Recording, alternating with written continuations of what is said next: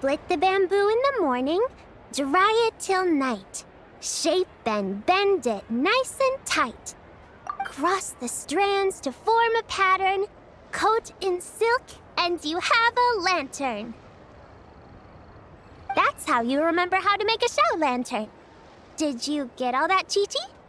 Morning, split bamboo, traveler. Then get silk, make paimon. What?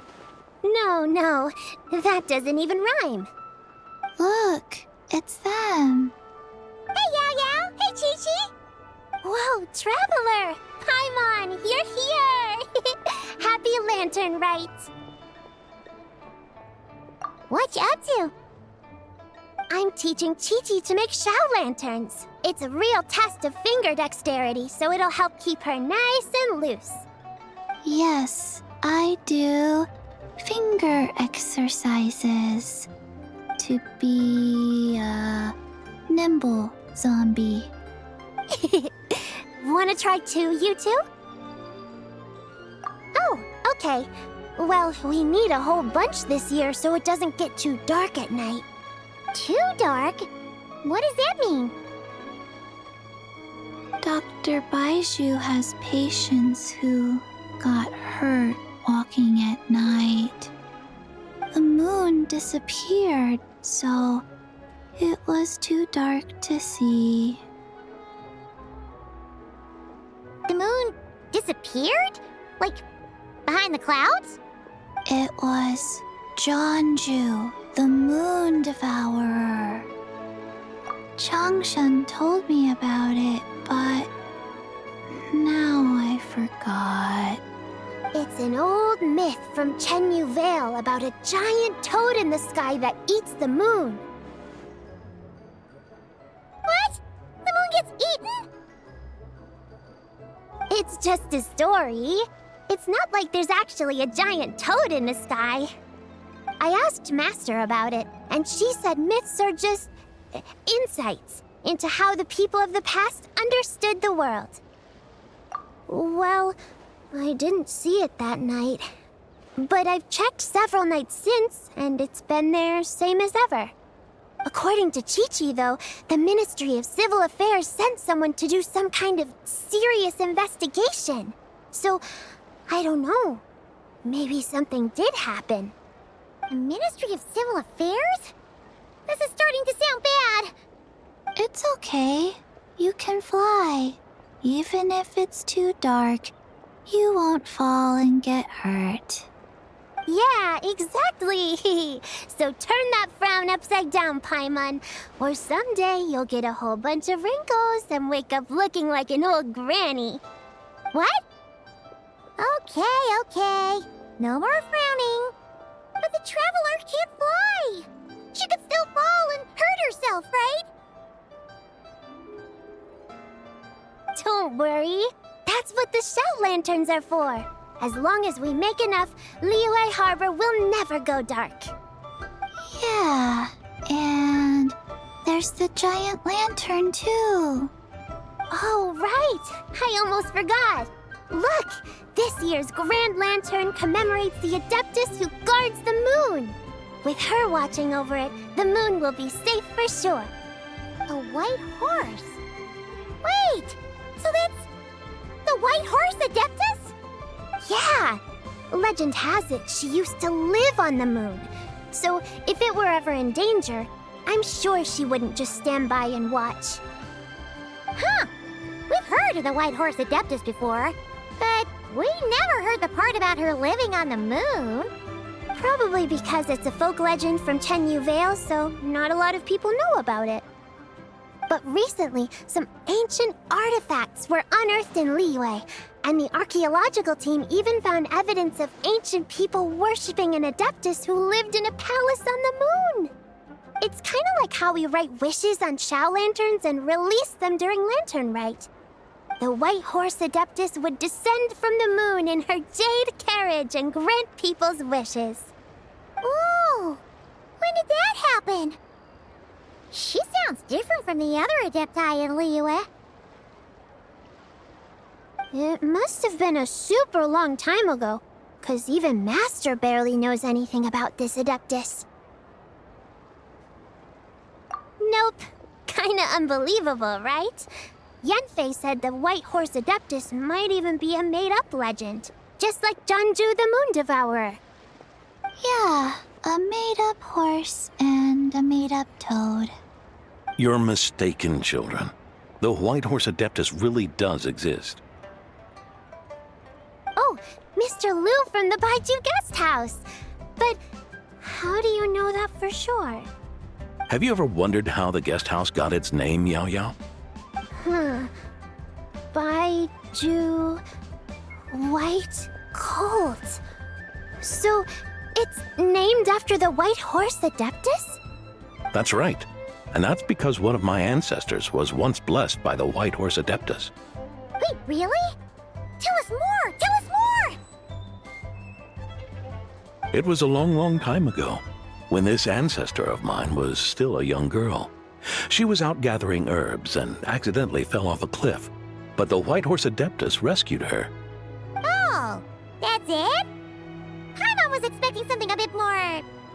special? We've heard a whole bunch of stories like that before. Patience, young one. Let me finish. After the White Horse Adeptus saved my ancestor, she told her a story about the moon and the ancient kingdom of Long Gone. My ancestor was so captivated that she completely lost track of time. So much so, in fact, that when she returned to her village, she found nothing but a desolate ruin in its place. It was as if, without her knowledge, countless years had passed in the mortal world. Huh? The most extraordinary part of all is that it turned out to be a dream. When she woke up, she found herself at the bottom of the cliff, right where she had fallen. Other than her medicine basket, now filled to the brim with rare herbs, it was as if nothing had happened, until out of nowhere, a horse's whinny echoed through the air, and when she looked up, she saw a pristine white horse leaping over the cliff. A white horse leaping over the cliff? Wow, that sure is a crazy story. But now, it's starting to sound a bit too far-fetched. Another skeptic. You sound just like my son. But I know it's true. Ancestral records don't lie. Wait, so your son doesn't believe it happened? Don't get me started. Not believing is one thing, but he even wants to change the name of our guest house. It's a disgrace, I tell you, a disgrace. Well, it was getting about time for him to take over the guest house. And what's the first thing he does? Starts going on about how the name doesn't attract enough customers and how we're losing business to Wangshu Inn. Can you believe that? As if Baiju Guest House and Wangshu Inn aren't miles apart from each other. Oh, what about something like the Geo Lord's Rest? Paimon bets that would get people through the doors. Geo Lord's Rest. I like that one. This isn't about getting people through the doors. This is about disrespecting our ancestors. Oh, White Horse Adeptus, my wish is this. Let your divine power be known. Teach my foolish son the error of his ways. Paimon wants to learn more about this Adeptus. Hey, maybe we should ask Zhang Li. Good idea! Mr. Zhang Li is super knowledgeable. He can answer questions even Master has no clue about. Yeah, we just saw him having tea at third round knockout. Alright, then that's our next stop. Chi-Chi and I are gonna keep making Shao lanterns. Careful on the road. Goodbye, Paimon. Goodbye, traveler.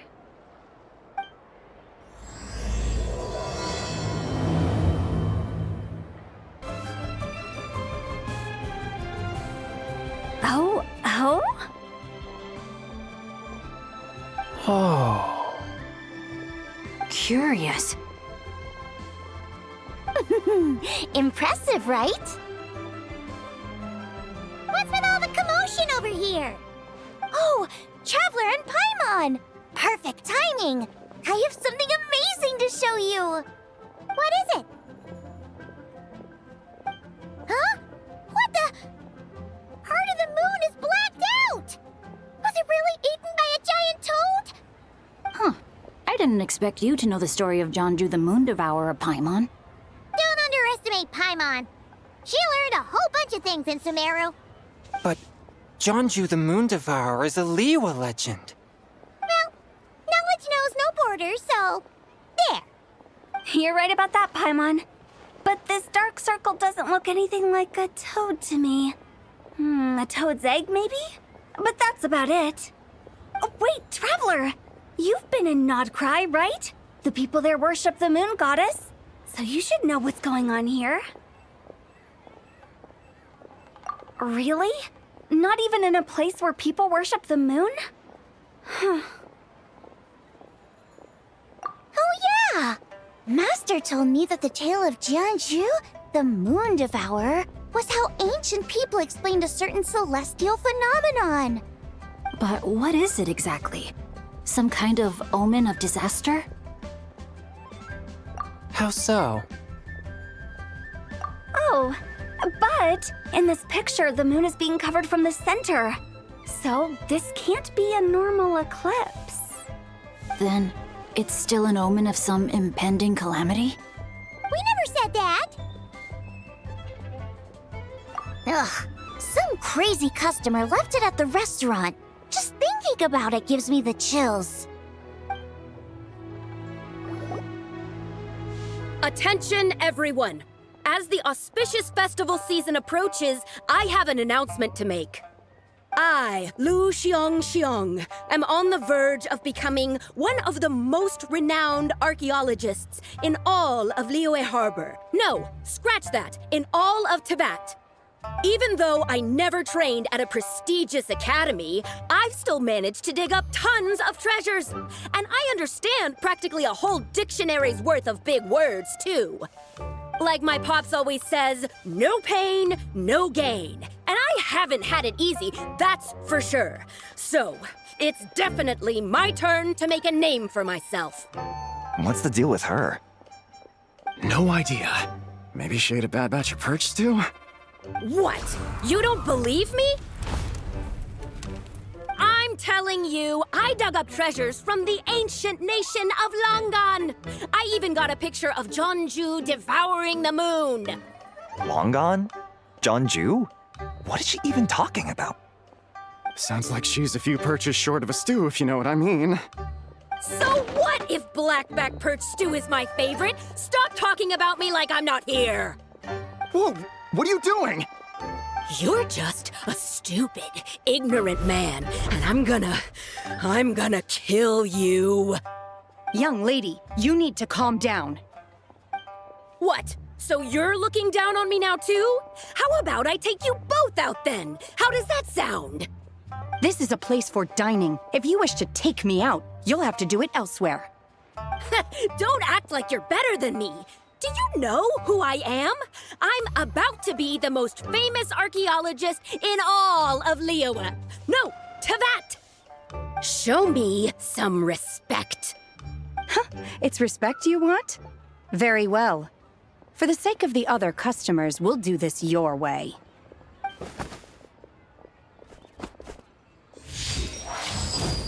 What? So Shen has started the fight? She had no choice. The woman pulled a shovel out of nowhere and started going crazy, flipping tables left and right. She even injured 2 other customers. Shenna did what she had to do to restrain her, then took her to the Ministry of Civil Affairs. Thank goodness Aunt Shenhe was there. Or who knows what might have happened. Yeah. I started cleaning up after all the commotion, and that's when I found this photo. I thought it might be the one she dropped, so I rushed over to show someone. She said she took a photo of Jonju the Moon Devourer. This must be it. Can we really trust what she said, though? Clearly, something is going on with her. Paimon's got a point. It sounds like she wasn't acting right at all. How do we know she wasn't possessed by some kind of evil spirit? Aunt Shenhe would have noticed if she was possessed. All right. But what about the part about Long Gone and the treasure she found? What about it? What if she raided a tomb and dug up some super special relic, then got herself haunted by an ancient ghost? One so powerful that even Miss Shenhe couldn't sense its presence. Your imagination is something else, Hu Tao. Why would an ancient ghost come to Wanmin restaurant, huh? To eat my blackback perch stew? Hey, it could happen. I'd want to eat your food if I was a ghost. Wait a second. She mentioned the ancient nation of Longon, right? Paimon's heard that somewhere before. You know what? My brother mentioned that some ancient artifacts were unearthed in Liyue recently. Mostly colored glass, fine jade, and bronze relics. Some of the text inscribed on them has already been deciphered.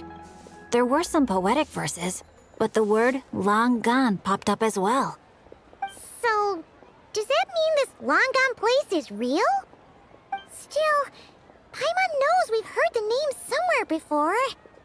Do you remember, Traveler?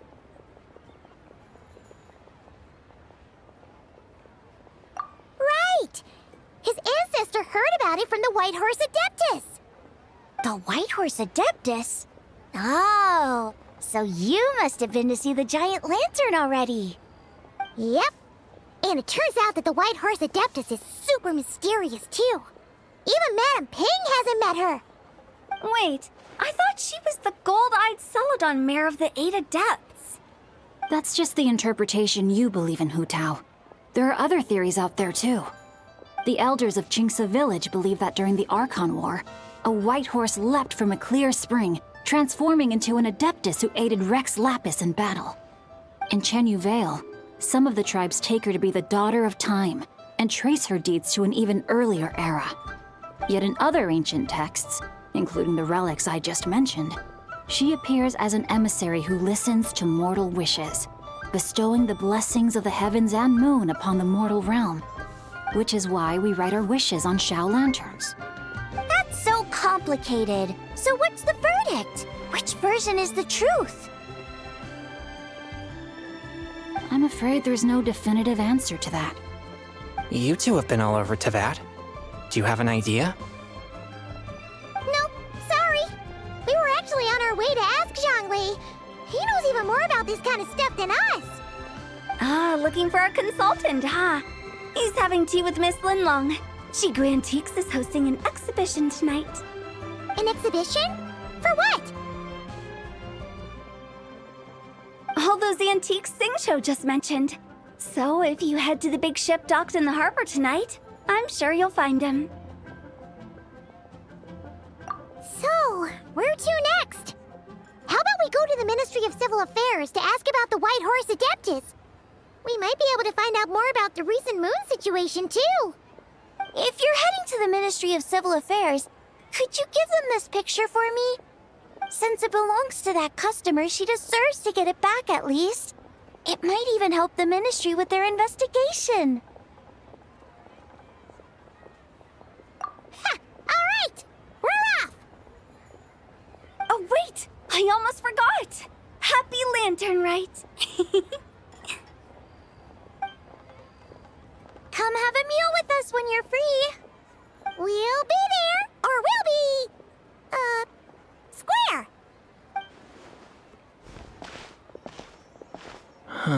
Thinking about it now, could it be possible that photograph was a fake? A fake? You mean like the customer fabricated it to gain academic recognition? Nice one, Chongyun. I never even thought of it like that. How about we go check out that place tonight? I know exactly where it is. All right. I'll get scolded if I get home too late. Live a little, Sing-Cho. You act like this is a first for you. Worst comes to worst, we'll get Xiangling to cook you something delicious, okay? Well, when you put it like that, I suppose it's worth the risk. You were were just waiting for the promise of free food, weren't you? Fine. It's a plan then. We'll meet up tonight. And your grandfather is of the same opinion, Miss Lanyan? Yes. On Lantern Rite, the moon shall go dark. That's what the signs are indicating. Celestial observation isn't Grandpa's strong suit. But he discussed it with several other elders from our clan, and their conclusion was the same. It's consistent with the information we've received from other sources as well. You mean the whole thing? About the legend of Jeonju the Moon Devourer? Happening in real life? Yes, that's one of them. So it's true. I thought it was just a rumor. It's true. But right now, the bigger issue is that all our sources indicate the phenomenon's gonna happen again. I'm not sure this bodes well. Let's remain optimistic for now. We're making progress interpreting the artifacts, and Ganyu is consulting with the Adepti as we speak. Besides, apart from the incident at Wanmin Restaurant, there haven't been any other moon-related disturbances. Ningguang, Keqing, and Wanyan, you're all here! Oh, Traveler! And Paimon! It's been a while. Happy Lantern Rite. Yes, Happy Lantern Rite. What brings you here, though? I thought you'd be in the harbor enjoying the Shao Lanterns. You're certainly not the type to visit Yujing Terrace for no reason. Is there something I can help you with? What? We're not allowed to just drop in on our friends during the festive season? I was only teasing. You're welcome to visit us anytime you wish. Happy Oh, and about all the moon business you were just talking about? We have something to show you. Here, take a look! Whoa! Something really did take a chunk out of the moon. Someone managed to capture a picture of it. Is this Jeonju, the Moon Devourer, then? Even though we confirmed this event took place, I still can't quite believe what I'm seeing. Where did you get this picture? From Xiangling! She found it when she was cleaning up after that customer caused a scene. She thinks they must have dropped it. Wait, is this Chawang Terrace? No, it's just where I'm from. It said that Chawang Terrace was where the ancient people of Chenyu Vale communicated with the heavens. And in this picture, the moon happens to be right above Chawang Terrace. I was just surprised, that's all. It's probably just a coincidence. That's interesting because the ancient people of Chenyu Vale migrated there from the chasm area. The chasm? So, that place is involved too? According to our investigation, that customer you just mentioned, Lu Xiangxiang, her father and grandfather are merchants in Liyue Harbor, and her mother and grandmother grow tea in Chaoying Village. A few days ago, she left her home in Chaoying Village to join a civilian archaeological team funded by Hoishan Hall, and ended up excavating some artifacts in the chasm area. These artifacts were then entrusted to Shigu Antiques and are set to be featured in an upcoming exhibition. Then, of course, the incident at Wanmin Restaurant occurred. We suspect something happened during the excavation that left her with quite the shock. And now, it seems like she also went to Chawang Terrace and took that picture of the moon disappearing. The chasm? Chawang Terrace? Things are getting pretty complicated. She's not in a good mental state, so we took her to Boo Boo Pharmacy to get some help. Why don't you come with me to check up on her?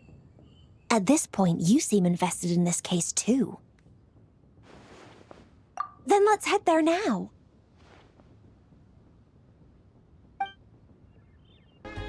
Ah, Lady Yuheng. Oh, and the Traveler and Paimon are here as well. What a pleasant surprise. Happy Lantern Rite. I hope we're not interrupting, Dr. Baiju. Not at all. I assume you're here to see the patient? Unless it's urgent, however, it would be best not to disturb her rest. It's quite unstable. She's even more agitated than when she first arrived. And she refused to cooperate when we tried to check her over. I had no choice but to prescribe a calming draught and to have her rest for 2 days. So she's getting worse? That isn't the news I was hoping for. It's just a precaution. Based on an earlier conversation with her, it seemed more like a fixation than anything else. She hasn't lost her mind. That's right. When we asked about it, she kept insisting she was going to be famous far and wide.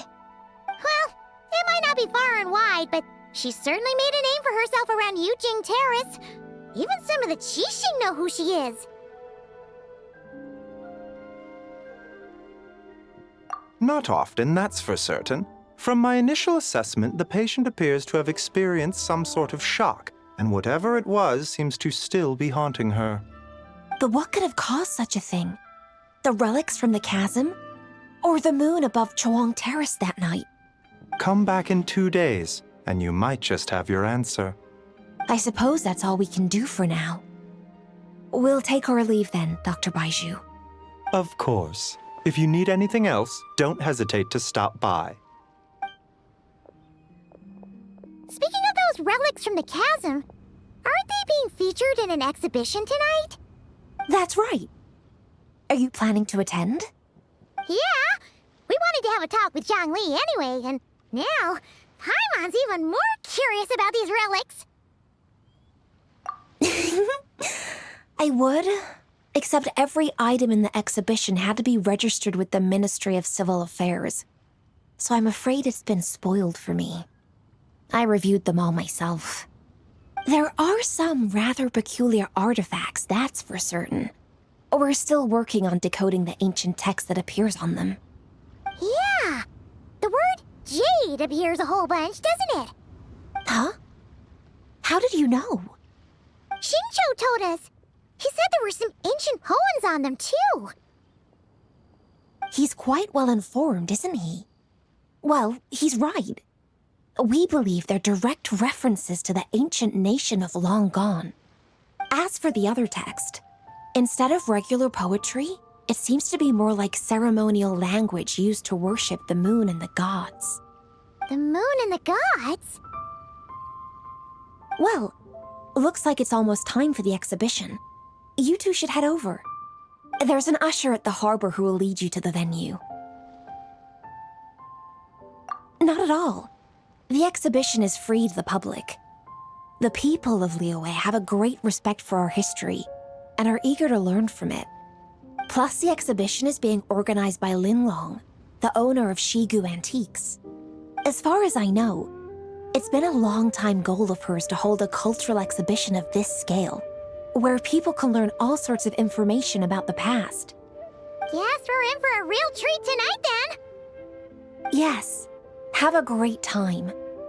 There's still more artifact decoding work I need to finish, so we'll have to part ways here. After seeing the picture you brought, there's a few ideas I'd like to follow up on. You're hard at work even during festival season? Huh. You haven't changed one bit, Kaching. I'm simply fulfilling the responsibilities of my position. That's all. All right, I should get going. See you later.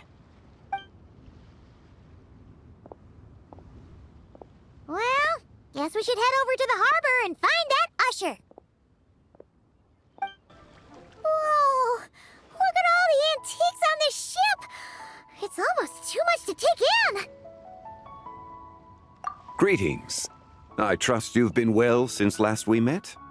Aha! Speak of the devil! You're right where Hu Tao said you'd be. Ah, so Director Hu gave me away, did she? Don't act like you're up to some super secret business. We know you just do whatever you feel like. Yo, Traveler, Paimon, what's up? It's been a while, you two. Happy Lantern Rite. Beidou! Yunshin! It's great to see you! You're here for the exhibition too? Yes. When I heard these artifacts were from ancient times, I just knew I had to come learn more about them. I mean, what a discovery, right? Yeah, Ningguang pretty much said the same thing. She thought coming here might help culture me up or something. But as you know, I'm more of a fists and punches type of person. I doubt one exhibition is gonna change that. You're too modest, Captain. You're the leader of the Crux fleet. That takes far more skill than just fists and punches. Plus, at the end of the day, you still decided to come, even though you didn't have to listen to Ningguang. Well, she's the Tianquan. If she can't even get an average ship captain like me to do her bidding, how's that gonna look? You sure know how to think from her perspective, huh? I guess I do. Anyway, how's everyone enjoying the exhibition? I heard that if you see something you like, you can negotiate the price with the owner and take it home. Wait, so we can buy this stuff? Indeed. Although Shigu Antiques is hosting this exhibition, many of the items come from private collectors. As long as both parties reach an agreement, you can make an offer of mora or an equivalent trade. Well, shall we continue our conversation as we look around? Let's go! Paimon's super curious about all this stuff.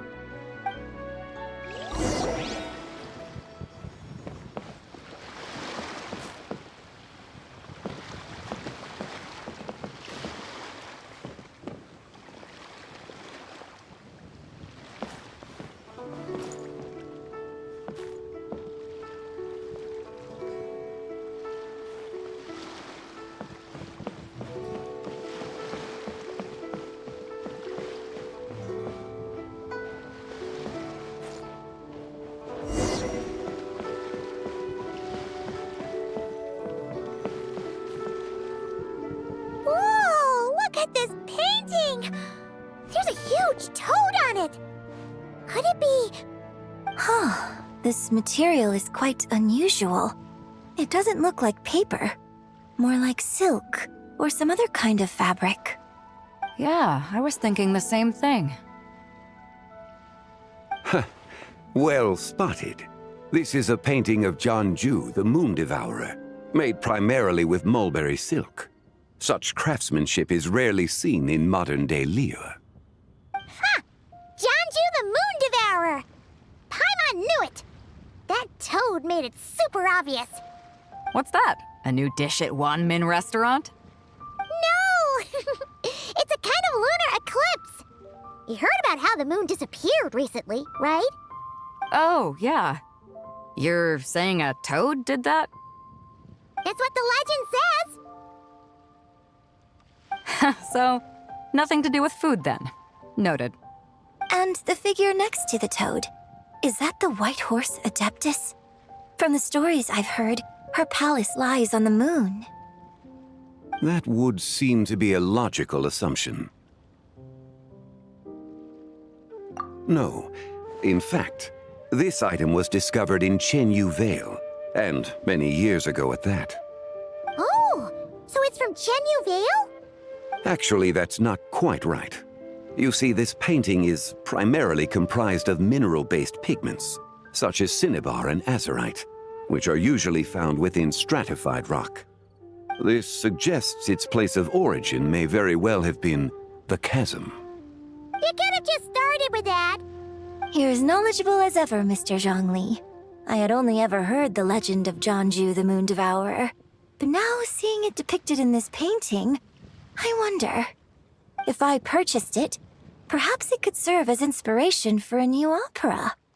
Though I'm not quite sure who the painting belongs to right now. A splendid idea, Miss Yoon. Perhaps in lieu of mora, you could offer the lyrics to said opera as recompense. The lyrics? But to whom? Why, to me, of course. I am the owner of this painting, after all. Wait, so you're one of the private collectors of the exhibition? No wonder you knew so much about the painting. But lyrics in exchange for a precious antique? My work could never possibly be of equal value. I don't know about that. I'm not much of a scholar, but even I know your operas are in a league of their own. An astute observation, Captain Beto. In my possession, this painting is nothing but a lifeless artifact. In your hands, however, it could be transformed into a new piece of art entirely. Quite the worthy exchange, no? But I'm not sure when I'll be able to finish writing it. It certainly won't be ready this year. Allow me to be equally forthright, Miss Yoon. This silk painting is merely a copy I made of the original work. There is no need for such concern over its value. Huh? So it's a fake? I had no idea you were such a skilled artist, Mr. Zhongli. I pride myself on having some knowledge of antiques, but I didn't notice anything that would point to it being a replica. You never cease to amaze me, Mr. Zhongli. You flatter me. All that said, Miss Yoon, you must accept. Truly, I insist. Huh. He's gone from handing out fake Mora to fake paintings now, huh? Your kindness is impossible to refuse, Mr. Zhongli. Rest assured, I'll be sure to return the favor.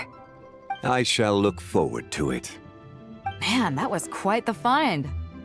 I should buy something too, if only so I can show it off to Ningguang. Let's keep going and see what we can find.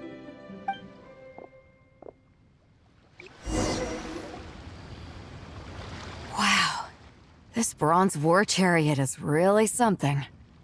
It must have quite the story behind it. I've never seen anything like it before. Do you know what this is, Zhongli? Ah. I heard from Miss Linlong that a carriage made of Celadon jade was unearthed in the chasm. A copper canopy, a body adorned with flowing clouds and geometric patterns. Yes, this must be the one. A precious piece indeed. This thing's gotta be thousands of years old, right? Crazy to think people back then were capable of such intricate metalwork. Too often, we view the past and future through the lens of the present. Objects that fascinated us as children seem crude later in life. And that's only after a few decades or so of separation. If one were to stretch time across hundreds or thousands of years, one might discover that time is not always a force that pushes things forward. It would seem the people of that era managed to create a remarkable civilization in their own right. Makes me want to get my hands on this even more. Ningguang's gonna be so jealous, don't you think? Has this war chariot caught your eye, Captain Beto? Oh, you must be Linlong from Shigu Antiques. Nice to meet you. This exhibition has been amazing so far.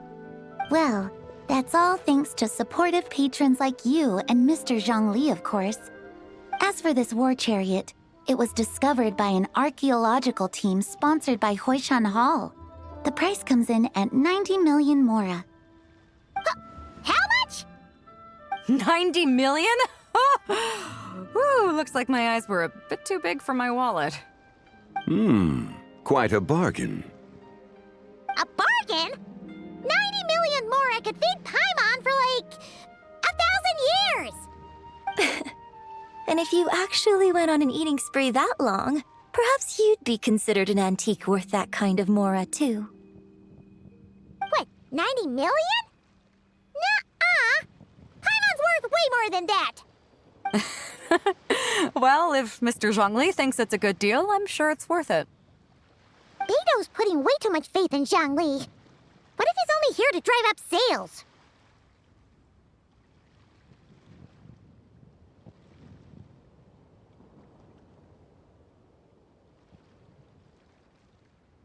I'll take the chariot, Miss Linlong. Someone will come by with the payment.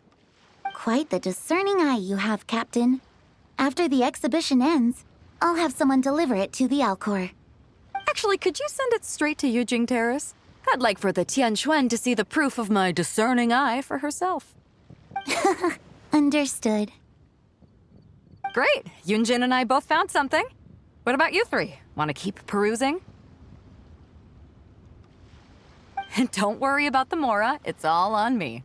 Nobody's going home empty-handed tonight. I appreciate your kindness, Captain, but I'm afraid I have some private matters to discuss with Miss Linlong. In that case, don't let us keep you, Mr. Zhongli. Right this way. Traveler, Paimon, perhaps you would like to accompany me. What? So you can show us another bargain antique that's so far out of our price range it's not even funny? Other people are always demanding Mr. Zhongli's time, but it's quite rare for him to extend an invitation himself. I wouldn't pass up this opportunity if I were you, Paimon. Yeah, just don't forget to come aboard the Alcor for a drink later.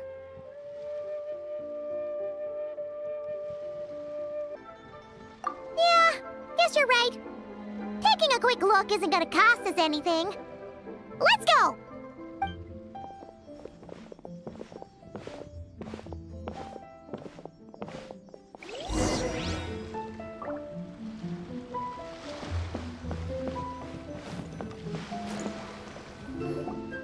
These are all the jade pieces that were found, Mr. Zhongli. Wow! So many styles! What kind are these? These are a type of ceremonial jade. You're familiar with Chenyu Vale's rain jade, right, yes? Oh, yeah! So these pieces are all used in the rain jade ceremony? Well, you may not know, Paimon, but before the rain jade rite came into practice, Chenyu Vale was known for a different ceremonial tradition that also involved jade. The bee is used to honor heaven, the Tsong to honor earth, the Gui to honor the east, the Jiang to honor the south, the Hu to honor the west, and the Huang to honor the north. These form the 6 ritual jades. It's unfortunate, however, that Miss Linlong's set is missing both the Gui and Hu pieces. Oh, I know.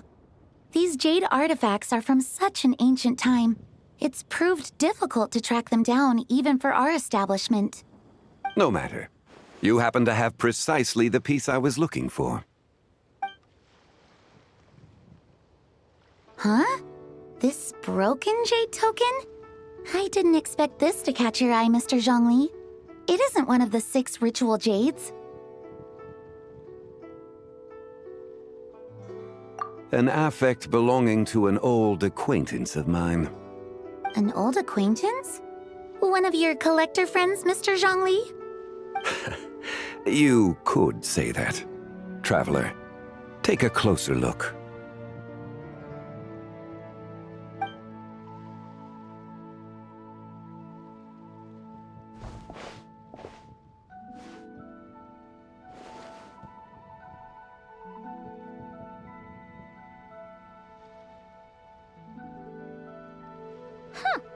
It doesn't look all that special to Paimon. Just seems like a broken artifact. Indeed. It's been thousands of years since the moon has appeared in such a form. So, in the past, the moon wasn't always full. Then, could this missing chunk be from when Jianzhu devoured part of the moon? It's worth looking into. Your insight is invaluable, Mr. Zhongli. I had no idea how special this piece was. Since it has caught your interest, allow Shigu Antiques to cover the cost. Oh, that is far too generous, Miss Linlang. Not at all. I've always wanted to give people a chance to appreciate these snapshots of history. So holding an exhibition like this has been a lifetime wish of mine. And it never would have been possible without your help, Mr. Zhongli. I merely put in a good word with a few acquaintances of mine. And it had a profound impact. Without your recommendation, I doubt half of these collectors would have come to the exhibition. So, on both a personal and professional level, I owe you my thanks, Mr. Zhongli. Wow! Zhongli actually did something useful for once.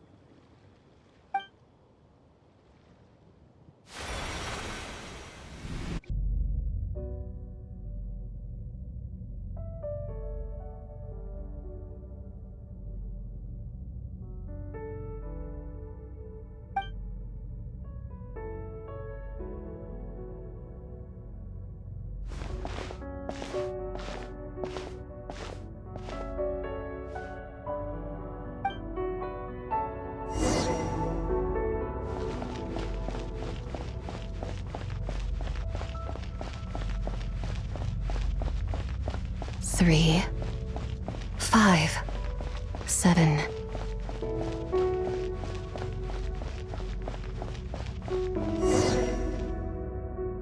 $11, $13, $17, $19, $23, $29.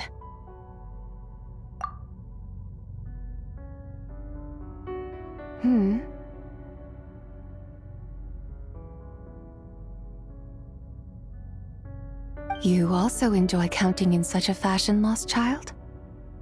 The same loneliness as them. It seems to exist in your heart as well.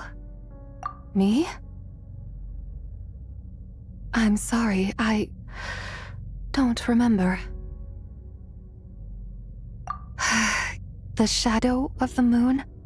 Or a dream of time? I'm sorry, no one has asked me such things before. I've been here for so long. There is much I have forgotten. I know nothing of your arrival. All I know is the longing in people's hearts. Yet, I sense the moonlight's guidance within you, child. Perhaps that is what brought you here.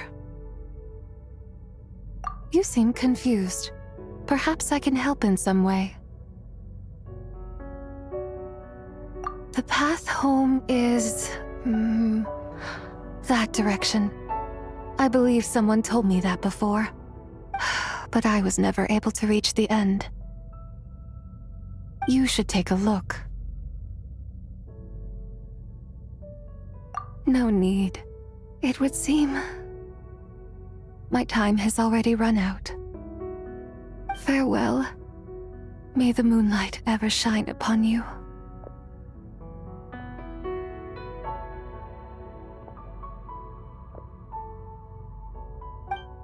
Wow! Zhongli actually did something useful for once. Your complexion looks rather ashen, traveler. Are you feeling all right? Yeah, what's wrong? Does your stomach hurt? Huh? What are you talking about? You were right here the whole time. Ah, I see. I'm afraid we must take our leave, Miss Linlong. My friend has taken ill and I must escort her to get some rest. Of course.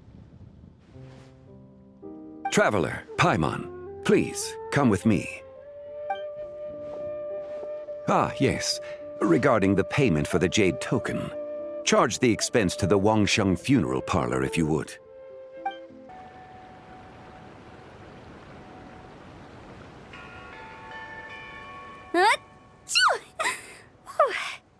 Guess someone's thinking of me. But this late at night? Must be that consultant of yours. I bet he's out there spending all year more at the exhibition. Yeah, he'd be the perfect employee if he just knew how to rein in the spending. But never mind him.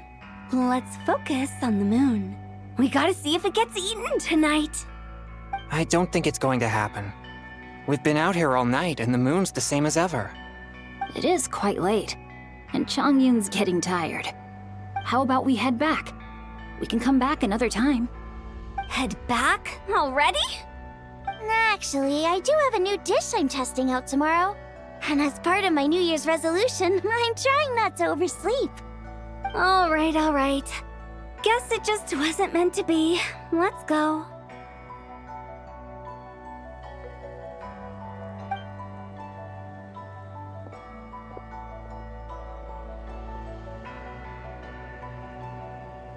When the sun's out, bathe in sunlight. When the moon's out, bathe in moonlight.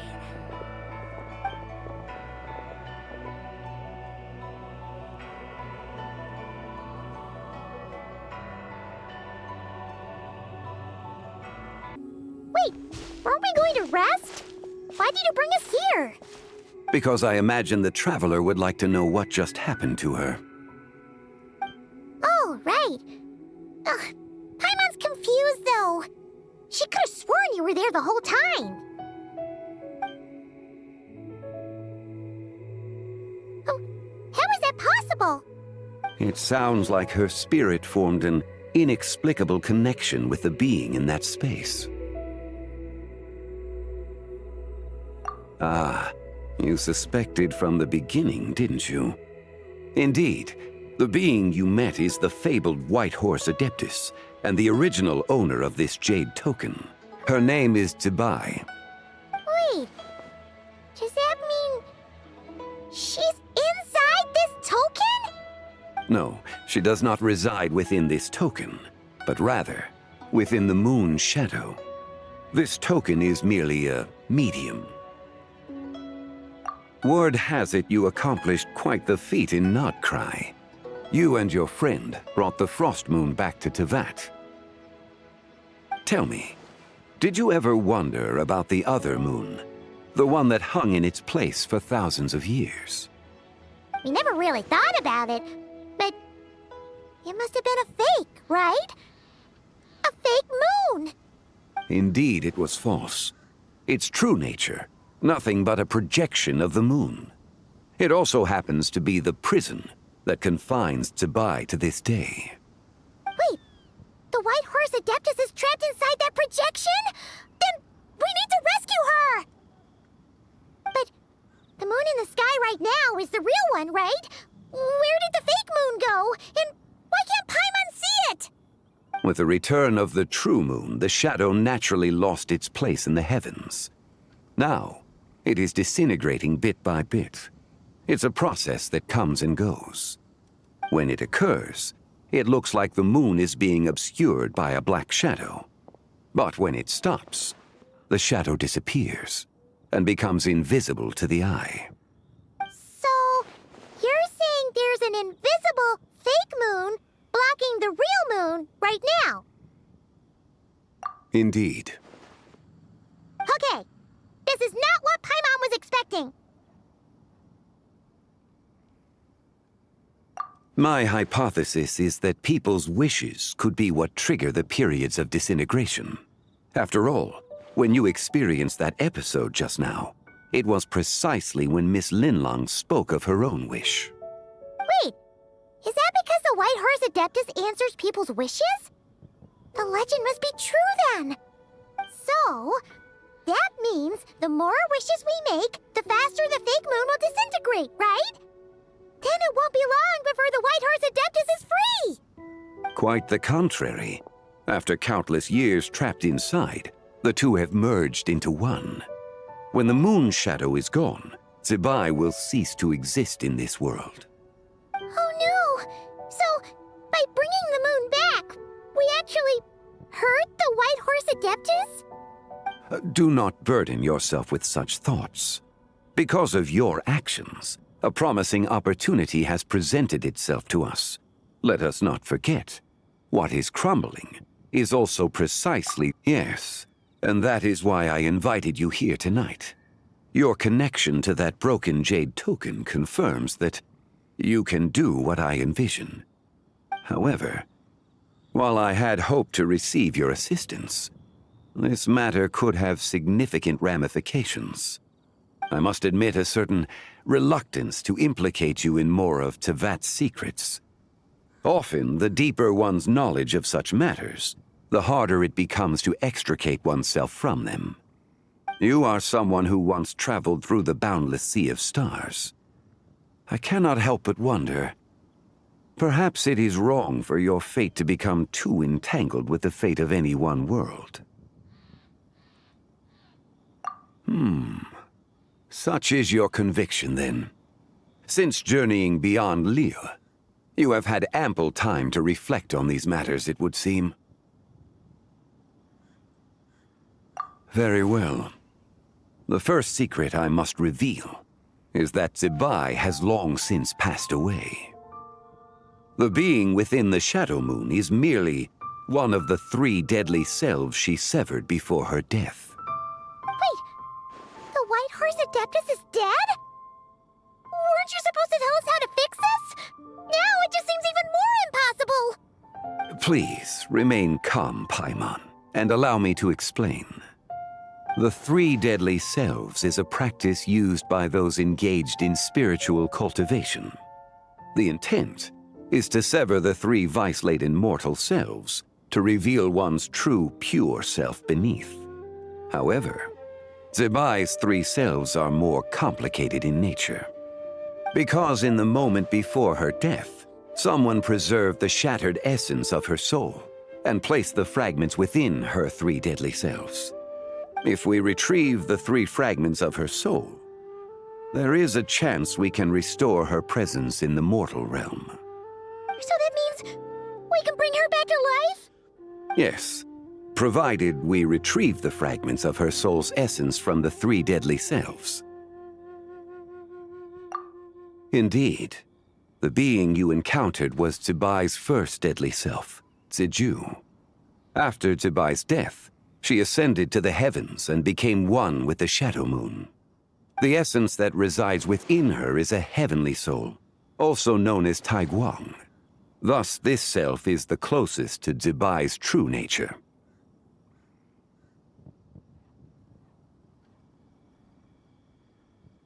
That said, because she is trapped within the Shadow Moon, we have no choice but to seek out the other two soul essences first.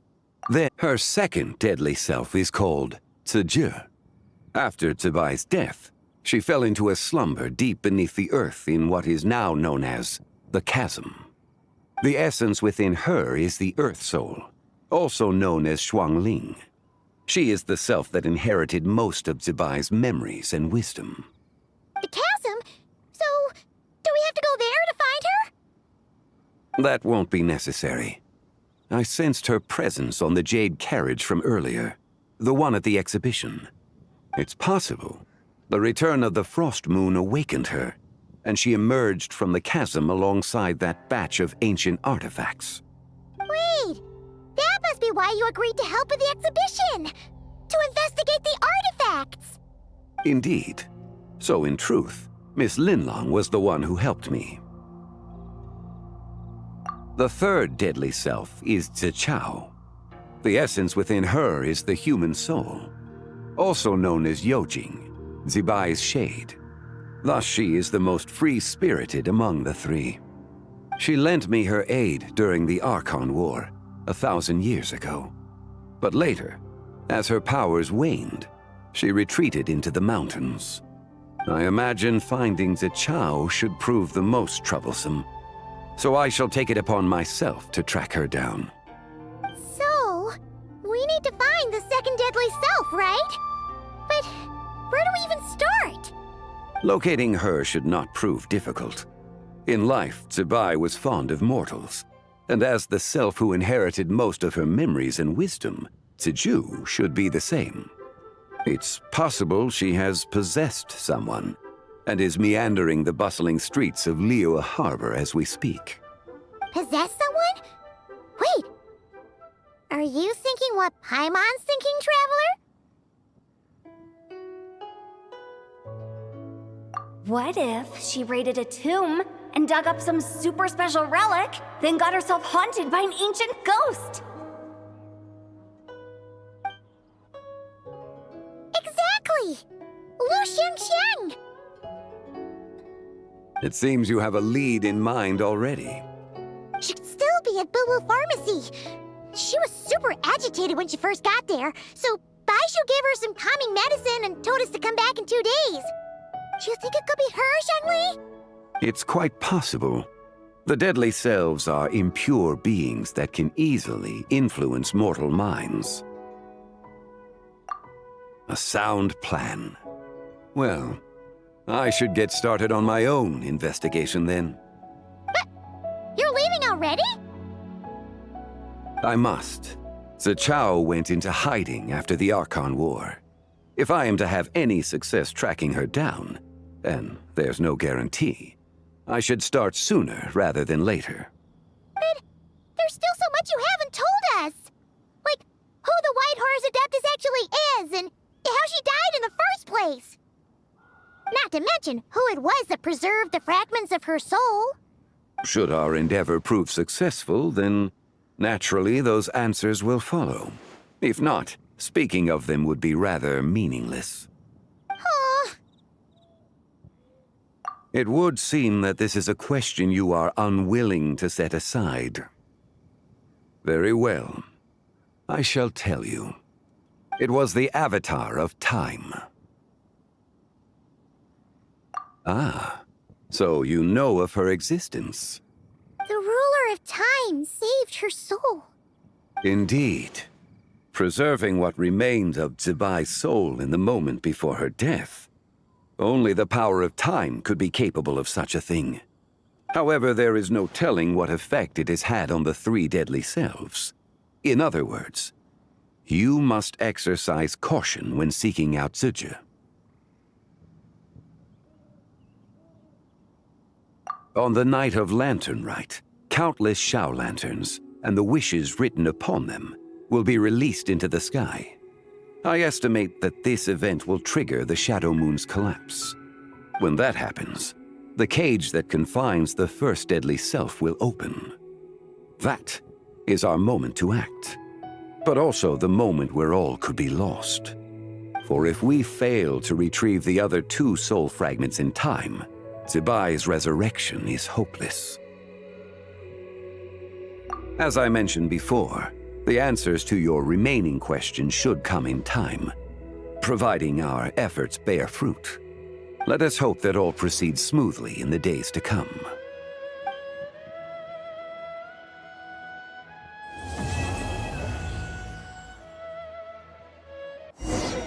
Oh, should we head to Boo Boo Pharmacy today? Fingers crossed we learned something useful. So let me get this straight. The patient disappeared right as you were delivering the medicine. I know it's hard to believe, but that's exactly what happened. It's true.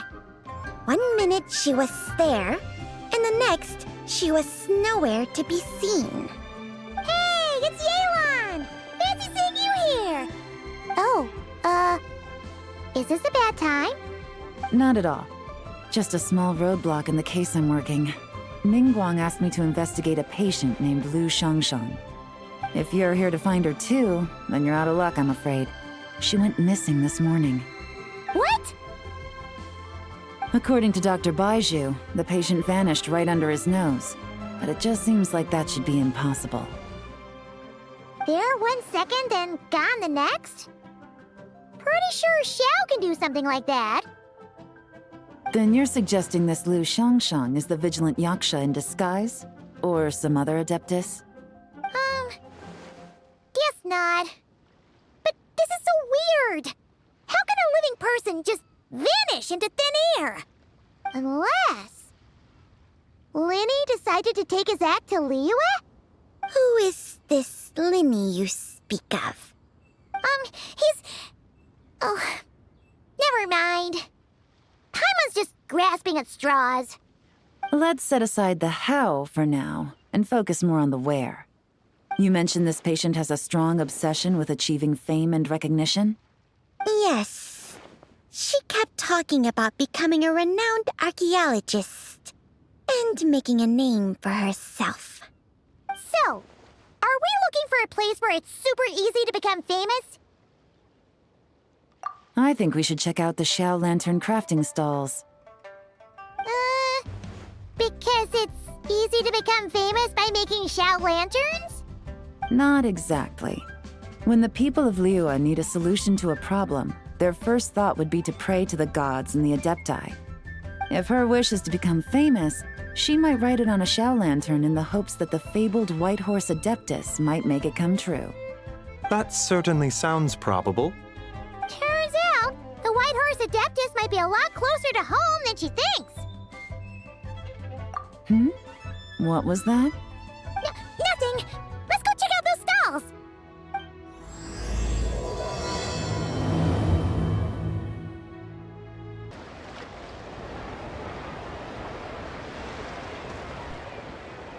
Alright, we're here!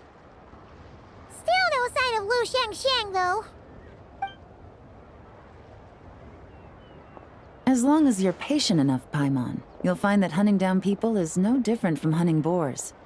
We need to blend into the environment, or we risk alerting the target. So as far as everyone here is concerned, we're just ordinary tourists. Oh, okay. If we need to blend in, then let's make some shell lanterns and write our wishes down, like everyone else. What's your New Year's wish, Yelan? I haven't given it much thought. Oh, and it can't be work-related. You gotta take a break once in a while, right? You're always staking out this suspect, tailing that criminal, hunting down this gang or that. Which is super amazing and all, but it's gotta be exhausting. Really getting into this, huh? You said to blend in, right? Come on! It's all part of the act! So you gotta think of something! Then, I suppose, it'd be to go traveling, the next time I get the chance. Traveling? That's our bread and butter! Wanna join us? Thanks for the offer, but my desk is piled high with reports on your exploits. And that's not quite the kind of traveling I had in mind. I was thinking more the lie down and do absolutely nothing kind of travel. Ah, something a bit more easy and breezy, right? Hey, wait! We know just the place! The Easy Breeze Holiday Resort in Netland. It's super relaxing and full of fun activities. You've got the beautiful ocean and tons of cute little creatures called Asha. Seriously, you gotta go! Huh. I suppose I'll have to check it out. Hey guys, happy Lantern Night! What a coincidence! You here to make shell lanterns too? Well, it's that time of year, am I right? Thought I'd join in on the fun. You can't have Lantern Night without making one of these. What you gonna wish for? Aw, man, it's kind of embarrassing, but whatever. The truth is, the mighty mythical beasts are seriously struggling with recruitment. So I'm hoping to find a few apprentices and teach them the art of wushu dancing. Awesome! Shurfugami, here we come! Whoa there, Paimon. One step at a time. I actually need to find people first. Yeah, but Paimon bets people will jump at the chance to learn from you! Well, I wouldn't be so sure. Wushu dancing is super physical and takes a lot of hard work to master, so it's not easy to find people. At this point, if the Adepti can't help me, no one can. I'll do it! Huh? You just said you wanted an apprentice, right? Well, I'm offering. What do you think? Whoa, the White Horse Adeptus works faster than I thought. Traveler, it's her. Lu Shangshang. Our target! Hey, didn't you hear me? I said I wanted to be your apprentice. No need to shout. I heard you the first time. What's your name? Step back a bit, Gaming. This person could be dangerous. What? Hey, what are you trying to do? Do you know who I am? Get back! Lu Shangshang, we have no intention of harming you. We just need to ask you a few questions. Get back, I said! Try to remain calm. If you come any closer, I'll...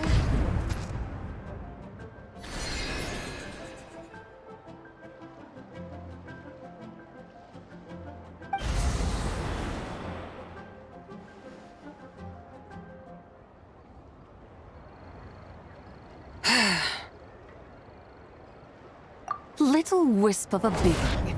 How are you able to see me?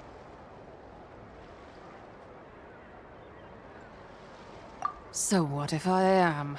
Leave at once!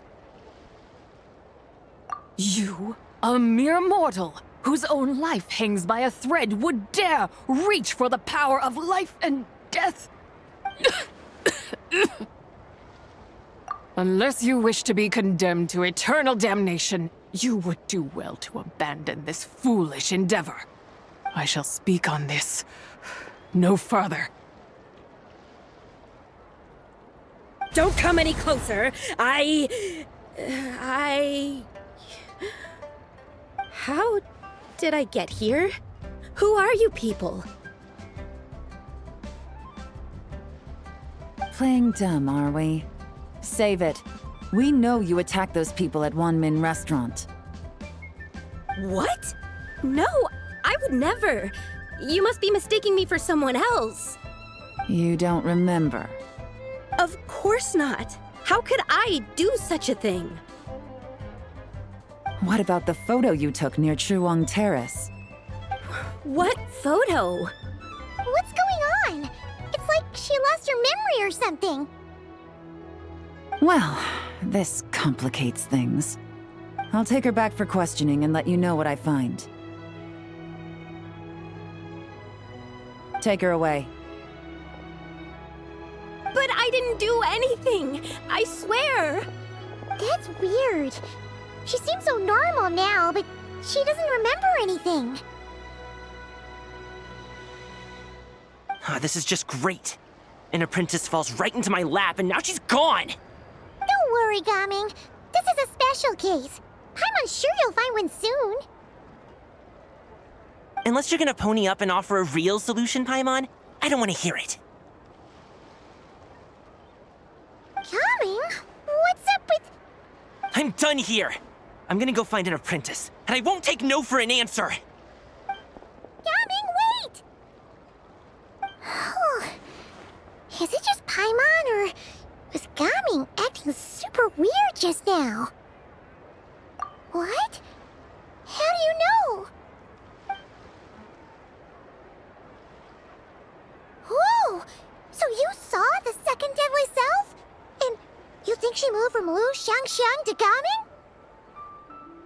Uh-oh. Then we better find him before something bad happens! Let's go! Alas, why must Cloud Retainer inflict such woe upon us, Mooncarver? By the order of Rex Lapis, we were supposed to make haste to the harbor to stand watch. Yet we arrived late, for you, in your inscrutable wisdom, chose that very moment to tend the mint. It is no wonder Cloud Retainer banished us to the wilderness in anger. A pity only that I, blameless as I am, was made to share in the punishment. Blameless indeed. You speak as if it was not you who decided to plant all that mint in the first place. Yet now, in its wretched state, overrun by blight and vermin, you would turn away? Utterly heartless, I say.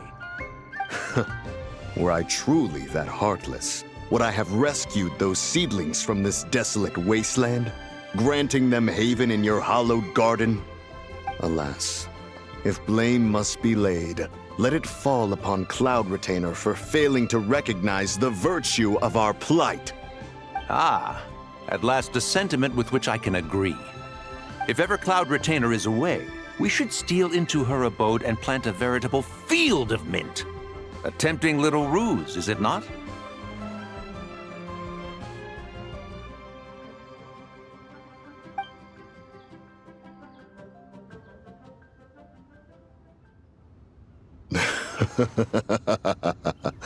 Positively ingenious. Please stop chasing us! Just let us go! Get back here! If you keep running, I'll kill you! Please, we don't know anything about wushu dancing. Just leave us alone! What? You think I'm not good enough to teach you? Just agree to be my apprentices, and then we can talk. That child looks somewhat familiar. Ah, it appears to be the wushu dancer from Liyue Harbor. I have seen him perform on occasion. Come, let us take a closer look. Has trouble befallen you, young one? Perhaps we can offer aid. Oh, thank the gods! Please, sir, you have to help us. This guy's trying to force us to become his wushu dancing apprentices, and he won't take no for an answer! Oh, so it is you who require aid, not the other way around. Get out of the way, old man! This is between us. Preposterous. You dare to presume we are of a mature age? Listen here, brazen youth. Skilled you may be in the art of dance, yet your offstage demeanor leaves much to be desired. Hold on, Mountain Shaper. Something is amiss. Look closer. Huh. Indeed, he bears the mark of something unclean. It spells trouble. You there, depart at once. Hey! You drove off my recruits, old man! You'll just have to take their place, even if you're a bit on the decrepit side. Many years it has been since a being has dared speak to us in such a manner. Now let us see what evildoer has sought to use you as its puppet, young one. You two, you're Adepti! Does that strike fear in your soul? Whoa! 2 Adepti recruits just fall right into my lap? That white horse sure knows how to grant a wish. Coming! Slow down! Wait for us! Jeez, take a hint, will you? I told you to stop following me! Traveler, Paimon, keep your distance from this youth. Evil has taken a hold of him. We know! It's one of the White Horse Adeptus' deadly selves! She's possessing Gaming! The White Horse Adeptus' deadly selves? Could it be that Rex Lapis called us to Liyue Harbor for this very reason?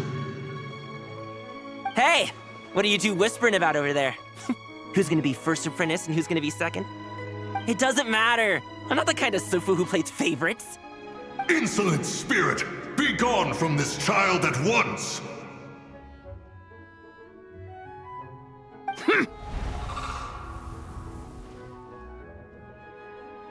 Little mite of a mortal. Getting in my way again, I see. That is no concern of yours. No. Only by doing it myself will I find peace. Otherwise, rage will consume me. If I lose control, all will turn to dust.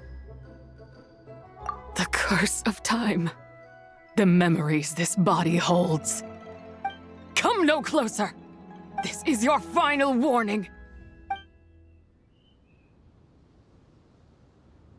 Insolent spirit! Be gone from this child at once! Huh? Traveler and Paimon? And 2 Adepti? Where are we? Weren't we just making xiao lanterns in the harbor? Gaming! You're back! Ah! The sun is most scorching. Agitation stirs within me. I require cooling mint to beat this heat. And speaking of, Cloud Retainer has scorned this verdant wonder long enough. It is time for her to feel its wrath. The wrath of mint! Mountain Shaper, where are you going? Oh no! Now Mountain Shaper's acting weird! Oh, you don't think it spread to him, do you? Spread to him? Quickly now, explain to me what has been happening.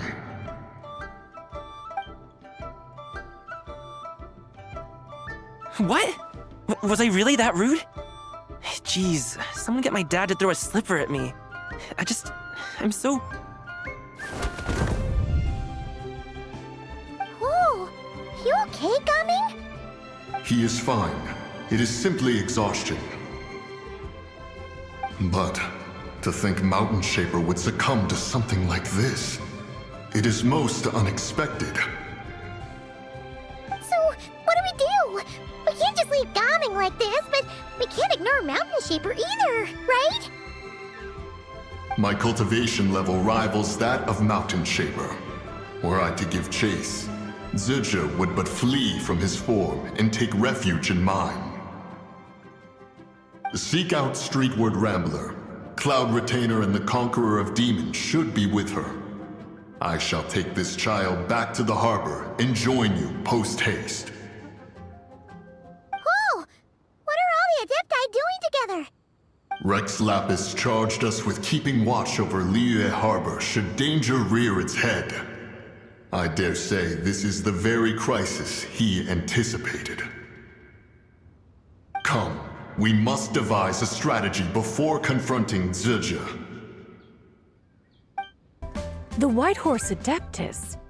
You mean the mysterious white mare that aided Rex Lapis during the Archon War? Even if it's not her, there must be some connection. She always avoided us back then, and I never knew why. Rex Lapis's recent trip seems to be related to this person as well. Xianyun! Madam Ping! Xiao! Great! You're out here! Ah, Traveler. It has been quite some time. Oh, happy lantern rite, Paimon. You're as lively as I remember. I trust things have been well. Sorry, Madam Ping. No time to catch up. Something terrible has happened. What is it? Has Mountain Shaper gotten himself into trouble? Mooncarver is here with you, but he is not.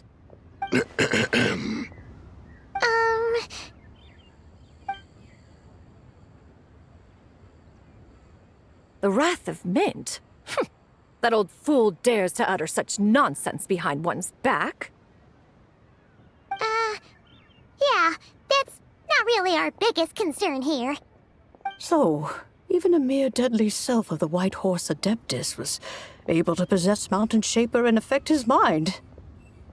No wonder Rex Lapis told us to gather here and await his orders. Mountain Shaper's cultivation is inadequate. He was caught unprepared. Were it one of us, Zizia would hardly have found a vessel quite so ready for the taking. Hey, that's not what you said earlier. Where is Mountain Shaper now? A question that hardly bears pondering. Obviously, he intends to plant mint in the vicinity of one's abode. Ah, then he poses no great threat. We might as well let him be. Once he fulfills his wish, it's possible that Zizia will relinquish him of her own volition. Your ulterior motive is most obvious, Mountain Shaper.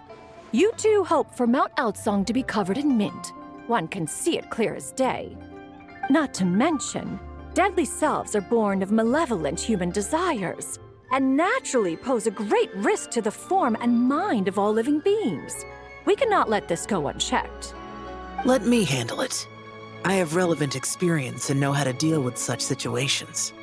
One has no doubt of that. Yet your involvement would likely end in armed confrontation. In one's own estimation, the time for such measures has not yet come.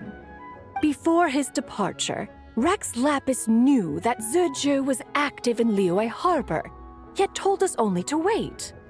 It would seem, then, that Rex Lapis did not believe extreme measures were warranted here. Yes, this is quite a peculiar case. After all, Zizia's possession does not seem to come with ill intent. It's more like she's guiding those she possesses to fulfill their own wishes. There is another matter of import, however. I sense tremendous resentment emanating from her. What could be its source to render her so unable to find peace? She was talking about the White Horse Adeptus memories, right? From what the Traveler said, it seemed like she was about to explode with rage. But why? With Rex Lapis away, if we wish to understand that which occurred in the past, we shall have to ask her directly. She also mentioned the Curse of Time. What could that be about? Perhaps erosion. Indeed. We are of the same mind. I heard that ancient clans in the mountains once regarded the White Horse Adeptus as the daughter of time. It seems there was some truth to that, after all. The Daughter of Time. Cursed by time? Time does not treat everyone equally. The longer you dwell in this world, the more it takes from you. Then what do we do? One has devised a solution. Based on what you have told us, it seems that Suju is in the habit of leaping to a different host when provoked. One's plan is for us to block all escape routes while you confront Mountain Shaper, forcing Suju to reveal herself. Then, if prior experience stands, she will have no choice but to possess you. However, not only are you able to sense it, you are also unaffected by the peculiar state of stasis. In other words, in that moment, you would have the chance to either subdue or persuade her. That is akin to walking straight into the lion's den. Allow me to go instead. Yeah! Isn't this plan a bit too risky? Why doesn't Paimon try first? After all, even if she got possessed, it's not like she would pose a danger to anyone. Paimon's wishes aren't all food-related, you know. One would not suggest this course of action if one had any such reservation. Time and again, the traveler has proved immune to Suju's influence. Consider for a moment why that might be. Oh yeah! That's what the first deadly self told you, right? Perhaps your time in Nodcry left you with the blessing of the newborn moon goddess, traveler. And this Whitehorse Adeptus clearly has a profound connection to the moon. Indeed. Indeed. I see. Have you other concerns, Conqueror of Demons? I was just trying to fathom why Rex Lapis left without explaining the situation in detail. But now I think I understand. Rex Lapis entrusted this matter to the Traveler, which means in his estimation, the Traveler must be the key to its resolution. So I have no other concern. I trust Rex Lapis, and I trust you. Then we are all in agreement on proceeding with this plan? Very well. We should depart at once, lest we lose our chance. Let us see whether that old fool truly dares to face one's abode with Mint.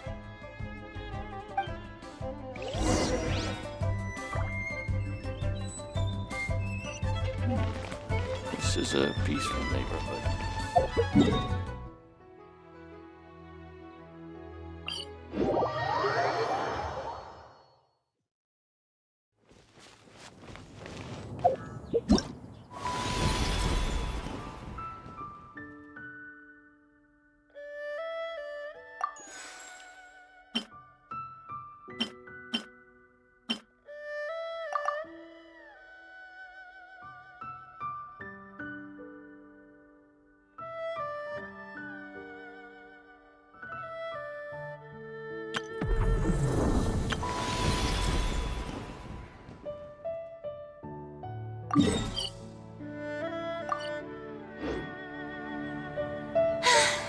Being too popular can be such a...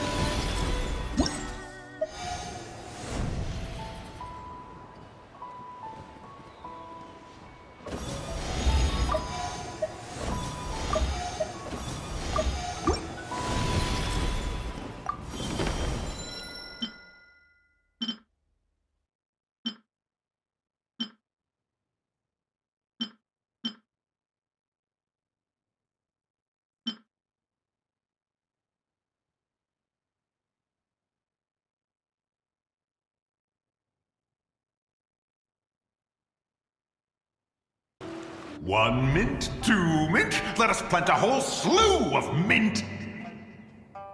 Once I reach 10,000, Cloud Retainer's abode shall be Mount Outsong no more, but rather Mount Mintsong!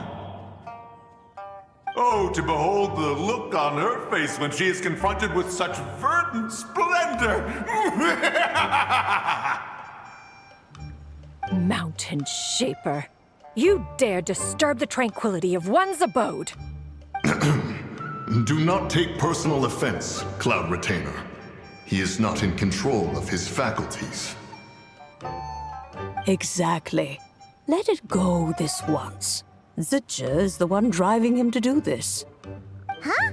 But Zidja just helps people fulfill their own wishes and desires. Not now, Paimon. Oops. Sorry, Mountain Shaper. Paimon might have just thrown you under the bus. When he wakes up, we shall have words. Everyone, to your positions.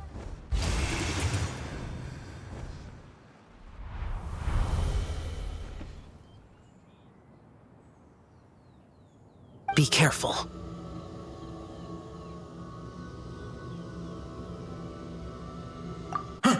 A pest? I must catch it. Again!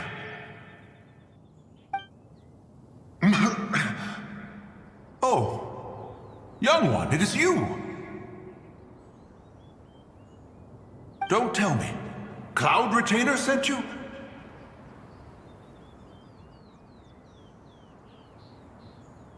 Ha! Such brazen insolence.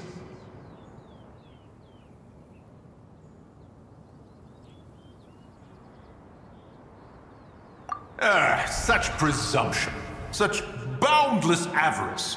That wretched adept's impudence knows no end. If she dares lay a finger on my garden, I shall smash her cuisine machine to pieces. You think I am one to fold so easily?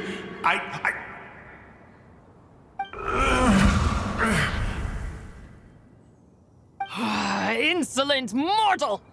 Time and again, you interfere in that which is beyond you. You make it exceedingly difficult to contain my rage.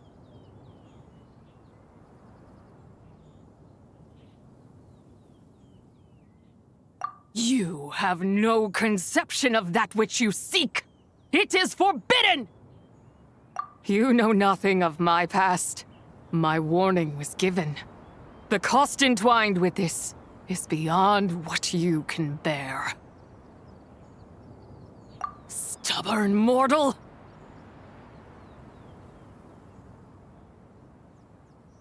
You... Very well. If death is what you seek, who am I not to oblige? Come, let us see the extent of your resolve. Your wish is to behold the curse of time and the memories of this form? Then...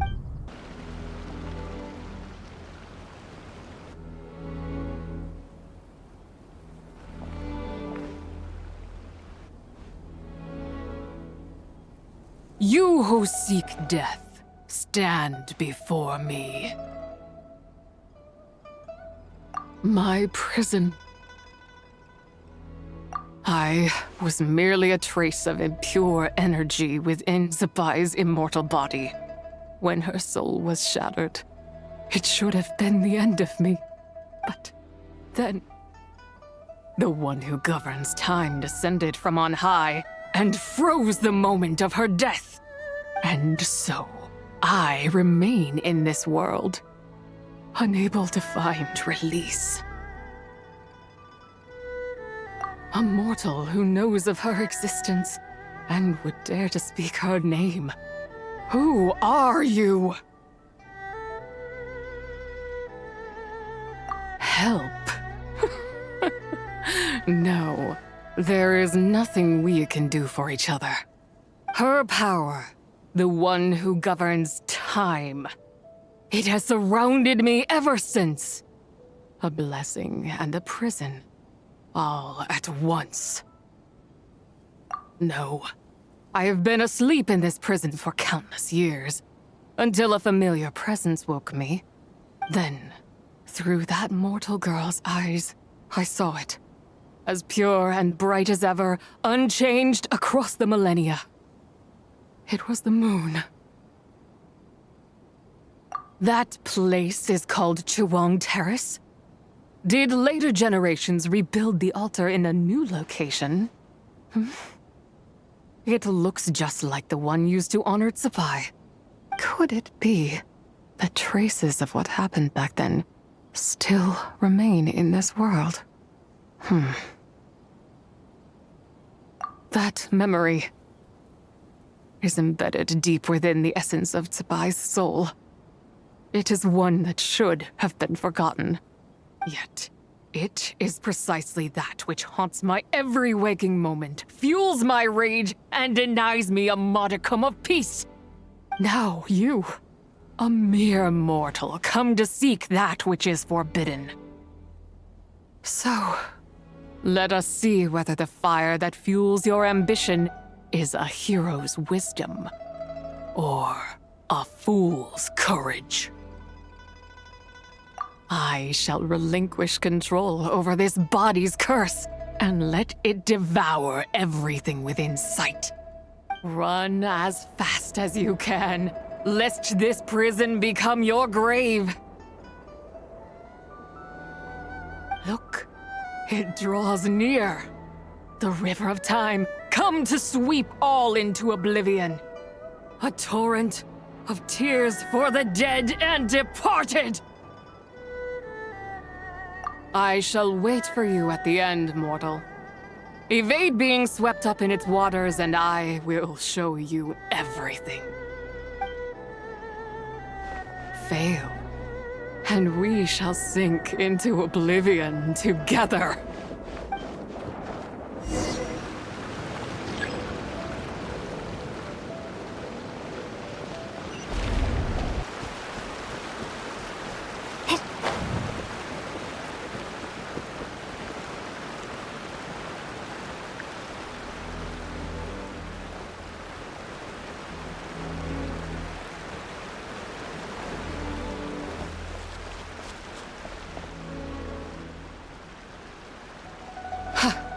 I did not expect that you would make it to the end. Yes, it would seem even time cannot hold you back. In that case, perhaps this truth is one you can bear. Come, let your wish be granted.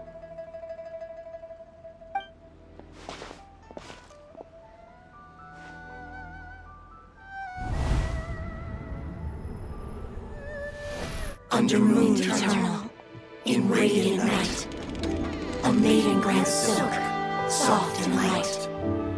Under moon iridescent, in night divine, a maiden grants fiber, for cloth so fine. Under moon of frost, in night so great, a maiden grants tools to divine our fate. What are Mom and Dad doing? Shh, just make a wish. The kind Adeptus on the moon is listening.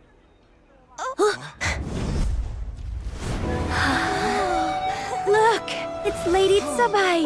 Wow, Lady Tsubai? Is she powerful? Of course. She taught us how to grow grain and beans, millet and rice, how to peel hemp and reel silk, spin thread and weave cloth, how to cut stone and build houses, cast bronze and forge tools. According to Mom and Dad, the Adeptus Tsubai is the god of soil and grain, who blesses our land and its crops. Huh? Lady Tsubai's leaving? It's all right. We just have to wait till next year. She'll be back.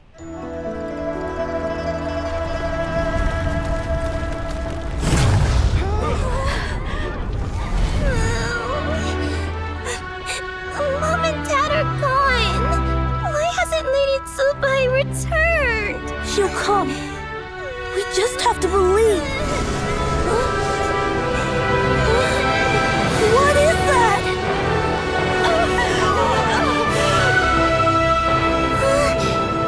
Lady Tsubai abandoned us. All places tainted by the abyss need to be purified. That includes Long Gone. And what of its people?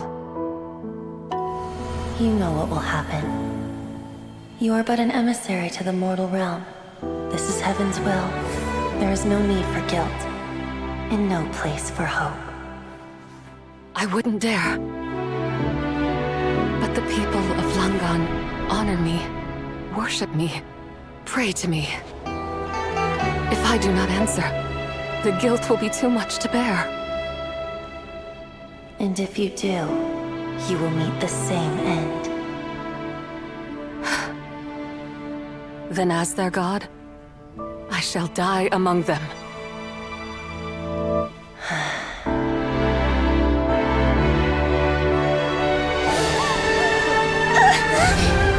Look!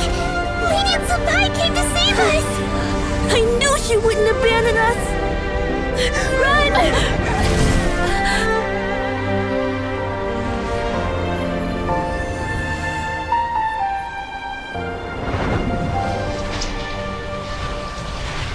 You have done enough.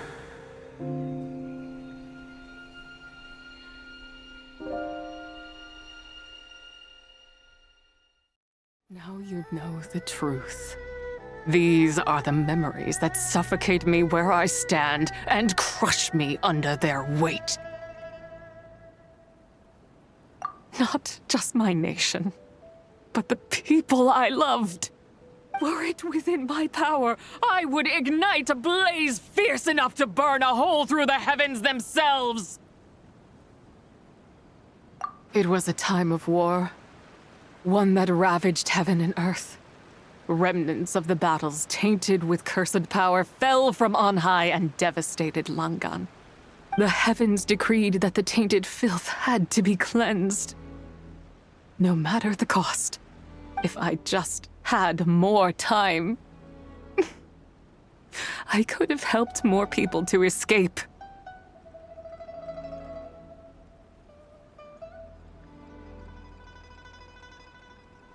But it wasn't enough.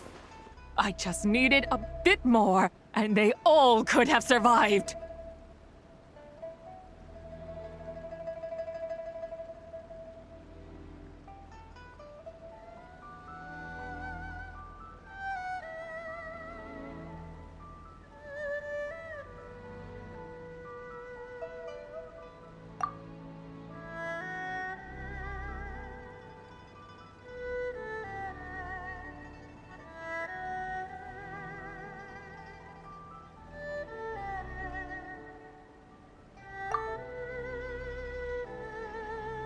I never imagined there would come a day where I found peace. So long this rage has been within me. Yet here in this moment, it has stilled at last. Thank you. If you wish to bring Tsubai back to life, mortal, then you may take the part of her soul that lives in me. Just remember, from this moment onward, the fate of Langan's fallen rests on your shoulders, and that cannot now be changed. As I said before, I am but a remnant of Tsubai's adeptal form, a manifestation of her wrath that was not meant to linger in this world. By taking away this fragment of her soul, you take away my shackles as well. So, let it be done. Ah, it's your turn to grant one of my wishes, is it? Very well. In regard to my fate, and that of Langan's fallen, I know there is little I can demand of you. However, should another raise a war banner against the heavens someday, let my name be set upon its cloth. I ask for this, and nothing more. Now, take what you came for. I was a lone moon, shrouded and dimmed in cloud-veiled night. Now darkness breaks, free and unburdened. I reclaim my light.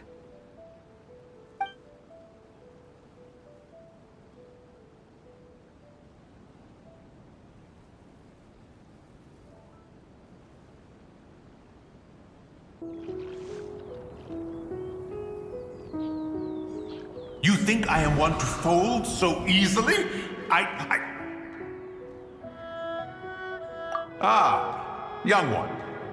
What brings you here?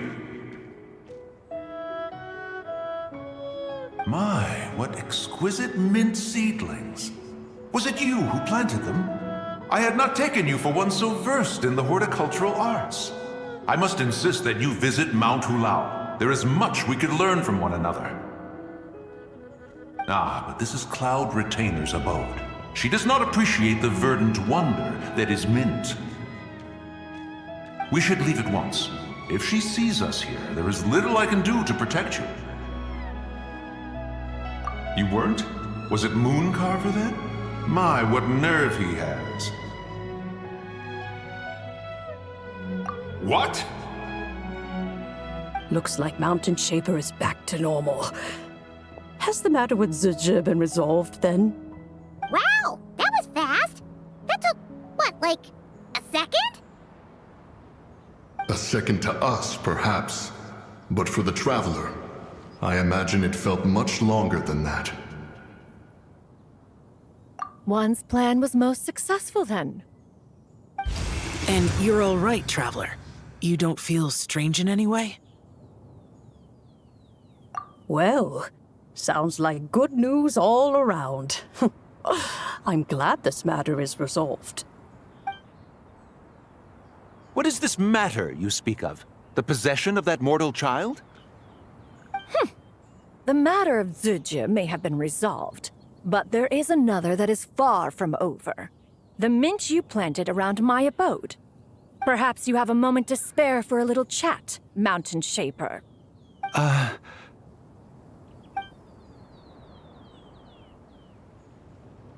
You seem reluctant to talk in detail about what happened with Zizhi.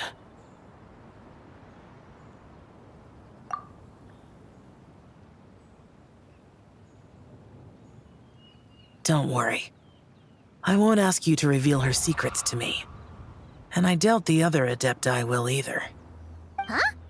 You don't want to know what happened? The expression on your face. I know it well, Traveler. It's one I've seen Rex Lapis wear on many occasions. Whatever you learned, it must be too heavy to share. But you're okay, right, Traveler? That deadly self didn't hurt you, did she? Well, as long as you're not hurt, Paimon doesn't need to know anything else. Even so, I hope you feel like you can entrust me with it. If I learned anything from our time together, it's that one should not have to shoulder such a weight alone. Not to mention that certain knowledge brings danger in its wake. I would never want you to feel forced to be the sole keeper of such secrets. Yeah, kind of like how one person can't finish a whole slime, you know? Better to grab a... Exactly! Wait, no!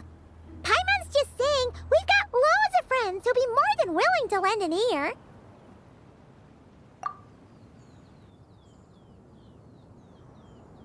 I never knew there was such a tragic chapter in the ancient past of this land.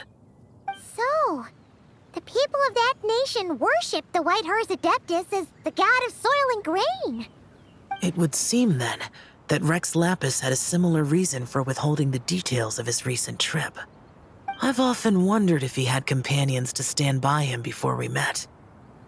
Or if he was forced to face things alone. Regardless, Lantern Rite takes place in 2 days. Let's meet back up again there. If there's no news of Rex Lapis by then, we'll have to come up with a plan. Fingers crossed it all goes well.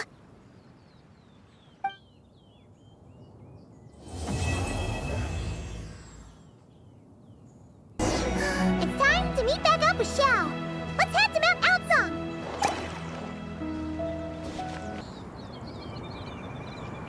Xiao, Cloud Retainer, Madam Ping, we're here. Any news on Zhongli? Wait, are we missing 2 Adepti? Well, Shenyun banned Mountain Shaper from Mount Outsong for 3 days. Oh, then what about Mooncarver? The scheme to plant mint in one's abode was one those 2 fools devised together? And when it comes to punishment, One does not discriminate. His banishment ends in 3 days as well. Wow, that's pretty harsh, Cloud Retainer. Let's get down to business. We have news of Rex Lapis. Huh? Isn't that... Yes, Rex Lapis's Geo-Pillar. It descended from on high this morning. He must have sent it for a reason, but it does not respond to our touch. So, what does it mean? Is he in trouble? Not necessarily. It could be a message only a specific person is meant to receive. Traveler, you alone spoke to Rex Lapis before he left. Oh, so it must be for the Traveler. Give it a try.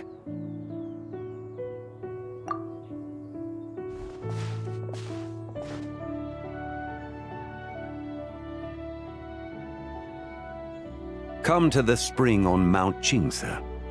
I have left an entrance for you.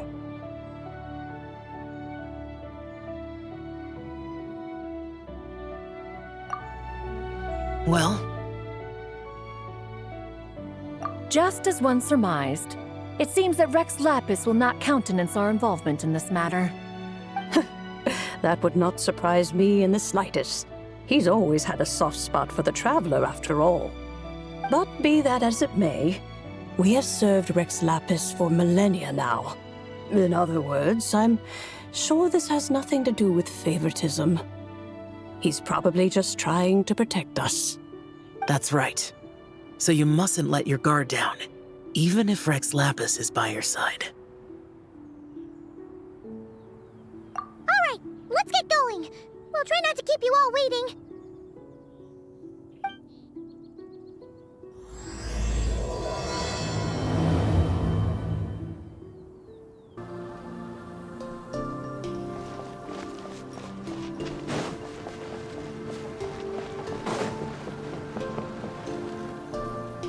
Who could have imagined that the once mighty Geo-Archon might end up so, sitting on a humble stool in the woods, quietly weaving moon lanterns?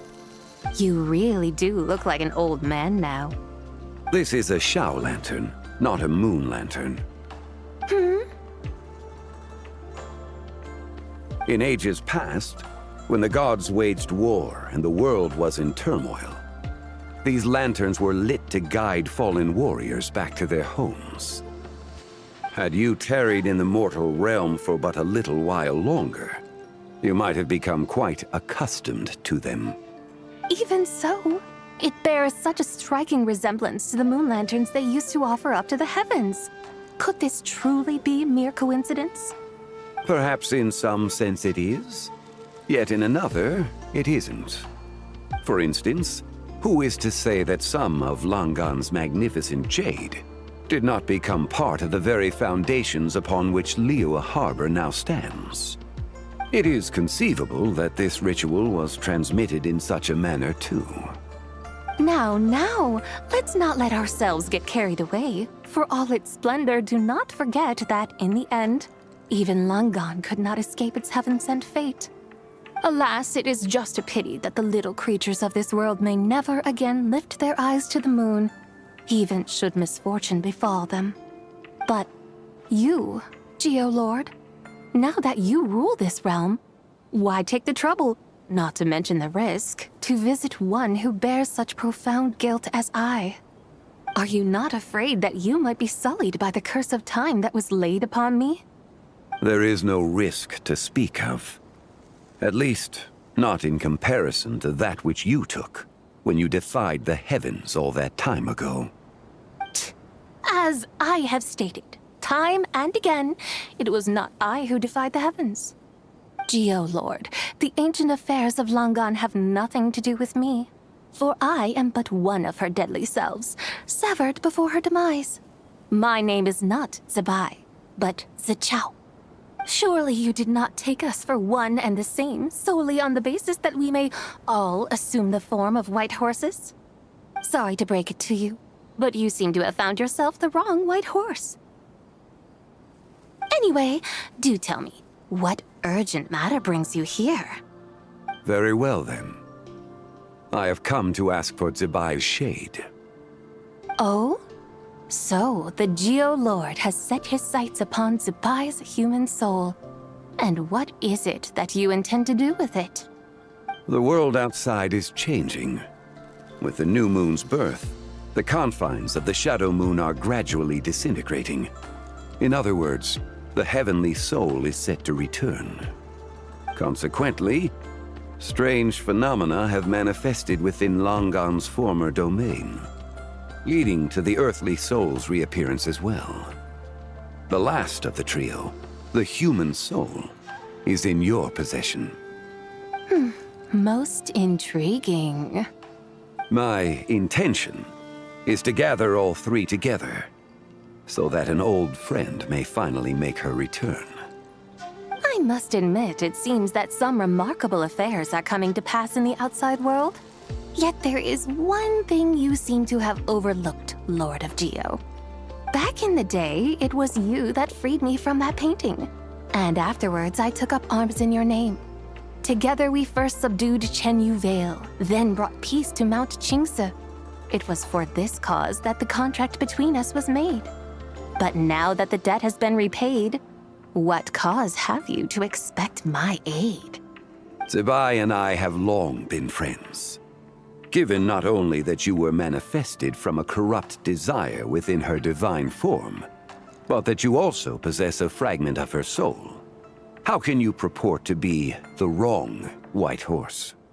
I think you'll find that we are now as separate and distinct as any two beings ever were. What once shone with radiant purity has long become dust. What you see is no longer what it was. Oh, great Lord of Geo. Should this still be unclear to you, I bid you take your leave. It seems that the fault lies in my own lack of consideration. As you wish. I shall let this matter rest. Wait! One moment, if you will. Should this not be your opportunity to propose a new contract? The part where you make me an offer I simply couldn't refuse?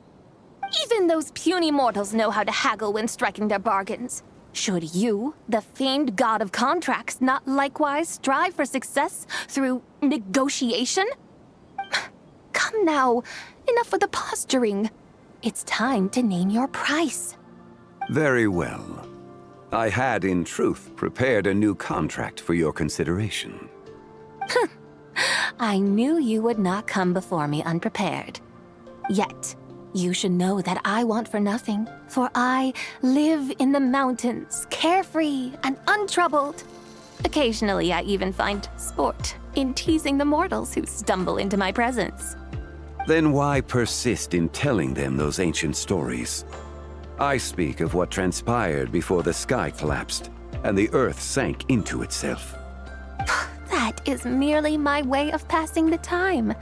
And what of it? Would any believe, much less remember, the ramblings of a mountain hermit? Those tales have long since spread throughout the mortal realm. Who? Should my words prove insufficient, I invite you to see the world for yourself. To this end, I have found you a pair of trusty guides. The lantern rite is presently underway in Liyue, and should prove quite intriguing for you. So this, then, is the contract you have prepared for me? Indeed it is. Think of it as a contract for a one-day festive excursion. Surely you do not hope to offer this in exchange for Tsubai's shade. The foundation of my very existence for a little excursion seems a little steep, wouldn't you say? Why not see for yourself? You can always decide afterwards. The final determination, of course, shall rest with you. Is that so? Then perhaps this deal might not be entirely off the table after all. Where then are these guides of which you speak? Hey, it's Xiangli! Oh, we've been looking for you everywhere. We thought you might have gone missing. You're here. So these are my guides. Well, well. They certainly look the part, I'll give you that. Oh, you poor innocent little creatures. The benevolent Lord of Geo has sold you to me, which means that for the rest of this day, you belong to me. Sold us to you?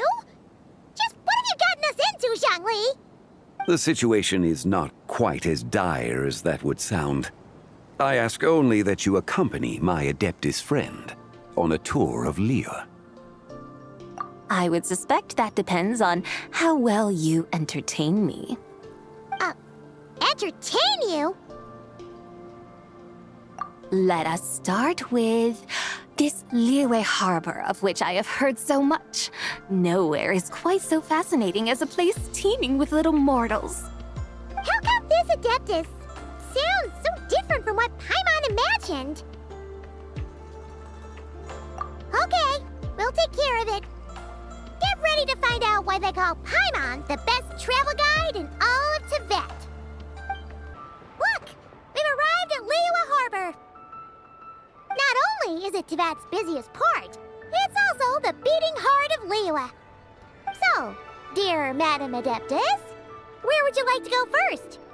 With humble fare and wine to sip, in comfort clothed and soul at ease, one eats, and all the heart's ills cease. So we're heading straight for the good stuff? Well, you're in luck, because Paimon's an expert when it comes to food. There are two main cooking styles in Liyue. Li cuisine, which is all about mountain delicacies, and Yue cuisine, which is centered on seafood. The most famous restaurants are Liyue Pavilion and Xinyue Kiosk. Oh, now Paimon's starting to drool. Yes, our only option is to go try them both. 2 meals back to back. Both sound like excellent options to me. Are these the kind of establishments that most people might visit on a regular basis? Not exactly. Both Li cuisine and Yue cuisine are known for their pricey ingredients. Definitely not what you'd call the budget options. But don't you worry about that. Just think of it as Zhongli's little treat. Come on! Aren't you supposed to be pals with Hu Tao? I'm unsure we can afford to spend a little more of her mora at least. Hey! All Paimon wants is to provide our Adeptus with the best possible experience here. Don't you want that too? Both certainly sound like worthy choices. Just now, though, I happened to see a porter pass this way. Where might individuals like him go to eat? A hungry porter, huh? Oh, yep. Nothing fancy schmancy there. Just tasty dishes made with simple ingredients in a variety of different styles. Most importantly, it's great value for money, too. No wonder everyone loves it, huh? Oh, and the owner happens to be a good friend of ours, too. One mean restaurant.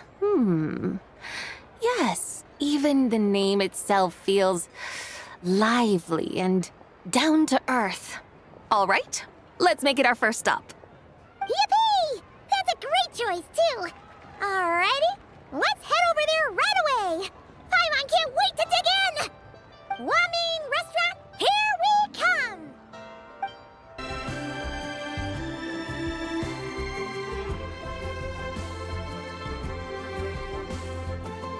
Xiangling, Chef Now, we're here. Oh, hello there. What a surprise to see you two. Welcome, welcome. Hey there, Traveler and Paimon. We're a little busy today, so grab a table while you still can. But I don't think I've met this lady before.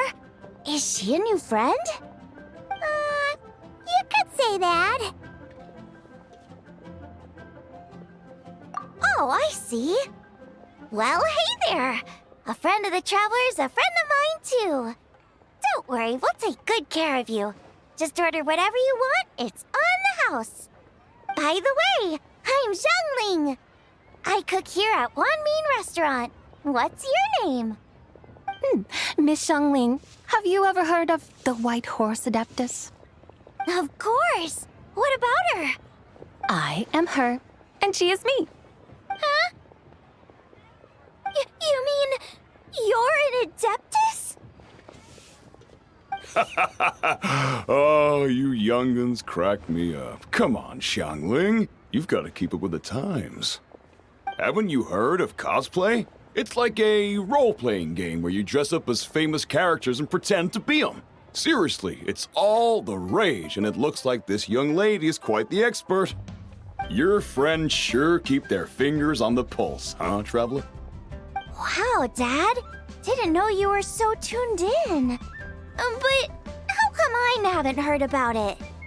You gotta listen to our customers. Didn't I tell you to spend less time chasing after wild vegetables and more time making friends? You're even more out of touch than I am. Hey, I like making friends too. Isn't that what I'm doing right now? Anyway, even if it is just a costume, is it alright if I still call you Whitehorse Adeptus? Of course it's all right, because that's exactly who I am. Okay. I can see you're really committed to the role. How about I call you the real Whitehorse Adeptus instead? In that case, you can call Paimon the real traveler. You're right. You could have at least switched outfits. Puny mortals. Nevertheless, I suppose it might be amusing to indulge in your little charade for a while at least. All right, go grab yourselves a table. I'll come take your order in a bit. Hello. May I ask if Miss Xiangling and Chef Mao are here? Yeah, they're just over there. Wait a sec. Aren't you? So, what would you like to... Huh? You're... Hello, Miss Xiangling. It's me, Lu Xiangxiang, the one who broke some stuff here at your restaurant a few days ago. I just wanted you to know how sorry I am. I honestly don't know what came over me. Please forgive me. Oh, it's you. You really gave me a fright that day, young lady. You didn't actually get food poisoning from our black-back perch stew, right? Come on, Dad. She's come to say sorry. It's all right, Miss Lu. You must have been feeling a bit off that day. You're looking so much better now, though. Why don't you grab a table, too? This one's on the house. No, I couldn't possibly. Hey, it's totally okay. We all feel under the weather sometimes, especially when we're away from home. Go on, find yourself a... yikes. Looks like all the tables are taken. Wanna come sit with us? We've got an extra seat over here. Thanks, guys. So what would you like to eat today? Feel free to order anything you like. I should very much like to sample your renowned poisonous blackback perch stew. It wasn't poisoned. That was all on me. So that's one portion of blackback perch stew. How about you guys? Paimon wants...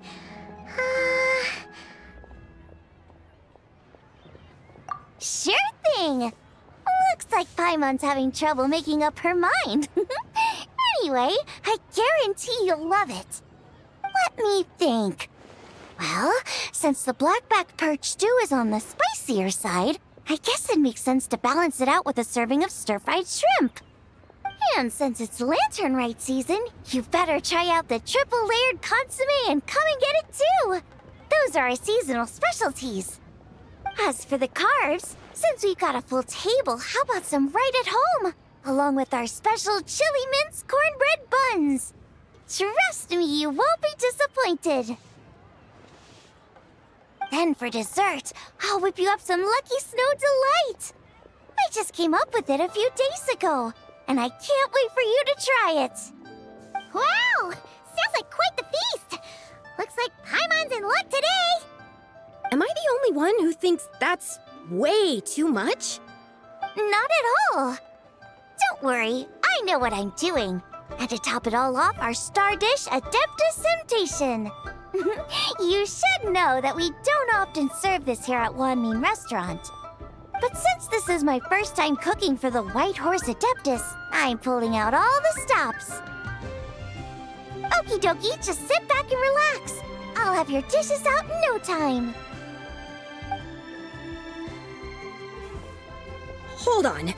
Did I just hear Miss Xiangling mention the White Horse Adeptus? You did indeed. And you're looking right at her. That's a joke, by the way. She's cosplaying. Oh, I see. Phew, almost believed you there for a moment. Tell me, little one, what business might you have with the White Horse Adeptus? It's a long story. Basically, a while back, I took part in an archaeological dig over at the chasm. While we were there, we discovered a number of relics. Our findings show that they date back to the era of Long Gone, an ancient nation whose people are said to have been the ancestors of some of the modern-day inhabitants of Chenyu Vale. And why might such matters concern the White Horse Adeptus? Because some of those relics not only seem to contain textual references to her, but even depictions of what she looked like. There have long been legends claiming that the White Horse Adeptus was a deity of that era, but there are plenty of other theories out there too. If I could just locate some more detailed records, I'm sure we'd be able to find out so much more. So you're into history? Well, to tell you the truth, I actually joined the archaeological team by sheer accident. But once I'd started down this path, I knew that I wanted to make something of myself. Recently, though, things seem to have taken a turn for the worse. Still can't believe I caused such a mess and even ended up hurting someone.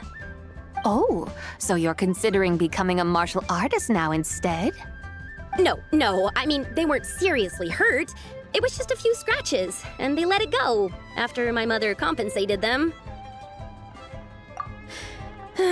Either way, my career is pretty much over. And even though both the victim and the Ministry of Civil Affairs say they won't be pursuing the matter any further, my father says he's going to punish me according to our family rules. Family rules? Yeah, he's decided to ground me. I'll have to return to Chaoying Village after Lantern Rite, and goodness knows when I'll be allowed to leave again. Wow, that's harsh. Sounds like the kind of thing only rich, super traditional parents would do. We're not exactly rich, though. All we own are a few tea fields in Chaoying Village and a guest house in Liyue Harbor. A guest house? It isn't Baiju yet. Yep, he's my grandfather. So, you've heard of the guest house before? Small world, huh? Come to think of it, didn't Boss Lu mention something about hoping that the White Horse Adeptus would show up and let her divine power be known? Sure, but Paimon's guessing this wasn't exactly what he had in mind. Little one, it sounds to me that your family is rather well off after all. What then drew you to archaeology? Why subject yourself to such unnecessary hardships? Even if I stayed at home, there's no guarantee I'd lead a nice, easy life. Just look at my father. Recently, my grandfather put him in charge of the guest house, and he came up with a bunch of ideas right away, starting with changing its name. That didn't turn out well, though. My grandfather yelled at him for days, even calling him a bad son, and they still haven't let it go. Oh! Paimon thinks we might have heard about that too. Long story short, being dependent on others is never fun. You just end up being completely under their thumb. That's why I want to make it on my own out here, no matter how hard it is. After all, as the saying goes, to rise above others, one must endure the hardest of hardships. What's so funny about that? You poor, innocent little creatures never fail to amuse me. To think you would endure all manner of hardships in your brief time on this mortal plane, and all that merely to rise above others. I would have thought that the wiser path would be to simply roam this world as I do. Huh? Tell me, what is it that you truly delight in? Archaeology? Martial arts? Tea planting? Or perhaps the keeping of a guest house? What I delight in? Yes! Surely there must be something you don't find quite so exhausting. Whatever delights you should not feel like a burden. But do things like that really exist? Of course! Take Miss Xiangling, for instance. I defy you to detect even a hint of hardship on her face when she wields her walking spatula. So, since it seems you are resolved to tread the rocky path, you should strive with all your might to pursue that which brings you delight. You mean, like cosplay? I suppose you might say that. Looks like the White Horse Adeptus is really getting into her role. I think I get what you mean then. Maybe I should have a chat with Miss Xiangling before I head home. Okay, everyone. Sorry to keep you waiting. Here's your food. Wow. It all smells so good. Oh, finally! I get to try that famous poisonous stew. Hey! Didn't you hear what Shang said? It wasn't the stew. If anyone's to blame, it's that other you. What's up? How fiercely this mortal fare burns upon the tongue!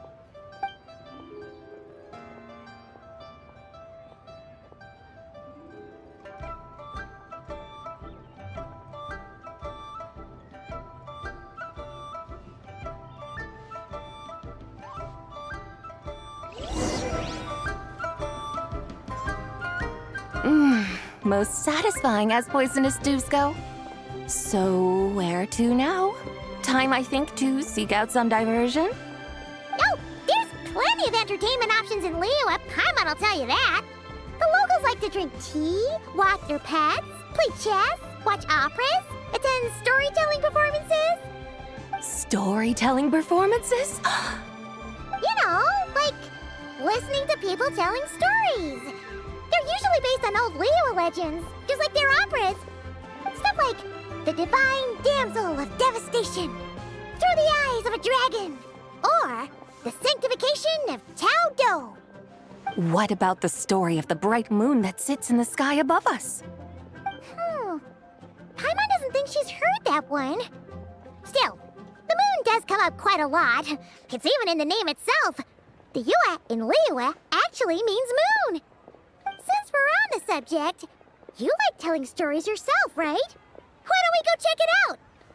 In that case, I'll have to trouble the two of you to lead the way. Awesome! Let's go! Third round knockout, here we come!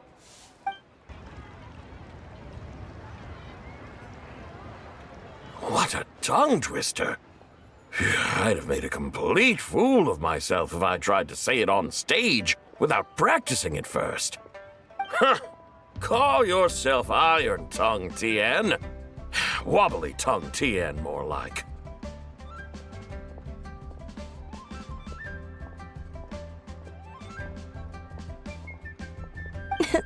I used to have that problem a lot. But if you just take your time to grasp the meaning and commit it to memory, you'll be able to say it smoothly in no time. You're right, Miss Yoon. I'll give it another try. Hey, Yunchin! Fancy seeing you here! What are you two talking about? Ah, Traveler and Paimon, we meet again. And who, may I ask, is this? You may call me the White Horse Adeptus. The White Horse Adeptus? She's not really an Adeptus. I see. Well, it certainly looks like a lot of fun. Oh, funny you mention it. This type of thing is actually something I'm quite familiar with. Once, to perform Through the Eyes of a Dragon, I decided to imagine that I was Rex Lapis himself. It was the only way to truly inhabit his mindset and understand his resolve to quell those demons. Sounds like you just wanted an excuse to feel all big and powerful. Hey, you just don't understand how inspiration works. You're one to talk. Paimon's traveled all over with the Traveler, and she's seen things that would make your jaw drop. All right, then. Since you claim to be so knowledgeable, why don't you prove it by reciting an ancient poem? An ancient poem? Which one? Ha! See? You mean to tell me you've never even heard of the ancient poem called An Ancient Poem? What kind of a title is that? Quit teasing, Paimon. We only just found out about that ourselves. He's talking about the writing on those ancient relics. When we first saw it, we couldn't figure out what it all meant. So in the meantime, we decided to just refer to it as an ancient poem. However, thanks to the painstaking work of the scholars who were tasked with decoding it, it seems like that's exactly what it was. Or rather, an ode offered in veneration of the moon and the White Horse Adeptus. Oh yeah! Didn't Kuching mention that before? It's got something to do with Long Gone, right? That is correct.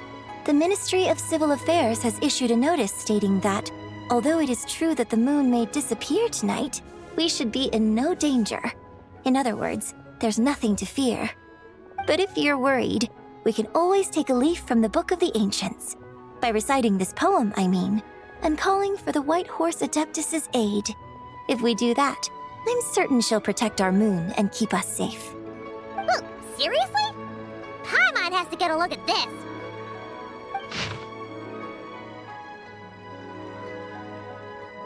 Under moon eternal, in radiant night, a maiden grants silk, soft and light?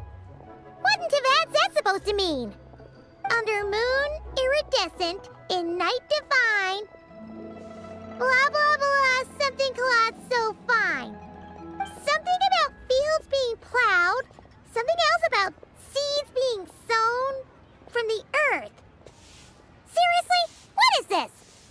The fields are plowed, the seeds are sown, and from the earth, life is grown. Whoa! You did that without even looking! Bravo! Bravo! We have an expert in our midst. Looks like this young lady really does know her role inside out. If I didn't know any better, I'd have taken her for the real deal. That's because I am the real deal. That's the spirit. This is exactly the kind of mindset I was talking about. Behold, mortals, I am none other than the indomitable Rex Lapis himself. Kneel before my godly splendor. Believe me, young lady, I know exactly why you do it. Back in the day, I was just like you. I must say you are rather amusing as mortals go. Miss White Horse Adeptus, it is a great pleasure to make your acquaintance today. I have some questions regarding the poem, and I was wondering, perhaps, if you might be able to shed some light on it? You want me to explain the full meaning of its verses? Your guidance would be much appreciated. Fascinating. Tell me, do all the people of Liyue still express such reverence for the ancient ways? Well, it's true that we hold a deep fondness for our history, but it is hardly our only pursuit. One of my good friends, for instance, is even more devoted to the modern Fontanian art of rock and roll. Exactly! And don't forget, great practitioners of the role-playing arts walk among us too. People like me and you, young lady. Yes. So rather than placing too much emphasis on our reverence for the ancient ways, it might be better to say that here in Liyue, 100 passions bloom, each with a voice of its own. I see. Then, I suppose it wouldn't do any harm for me to enlighten you. In truth, it is but a simple poem of blessings. Its meaning is this. As the eternal moon rises in the night sky, a maiden adorned with lustrous jade descends upon the earth. She blesses the kudzu vines and mulberry leaves so that they may be used to make coarse cloth that is nevertheless soft, light, and comfortable to wear. As the iridescent moon rises in the night sky, a maiden adorned with lustrous jade descends upon the earth. She blesses the kudzu vines and hemp so that they may be used to make fine, luxurious cloth. As the frost moon rises in the night sky, a maiden adorned with lustrous jade descends upon the earth. She blesses the mugwort and artemisia so that they may be perfect for divination. So she really did come down from the moon? She shows the people how to use the plow and spade to purge the land of weeds, till the soil, and heap up the earth to make it fertile. Then with the hoe, she teaches them to sow their grain, bestowing the promise of life upon every seed. She blesses the millet and the beans, ensuring that their stalks and vines stretch forth without end. She graces the wheat and the rice, so that their heavy heads are filled with plump, glistening grain.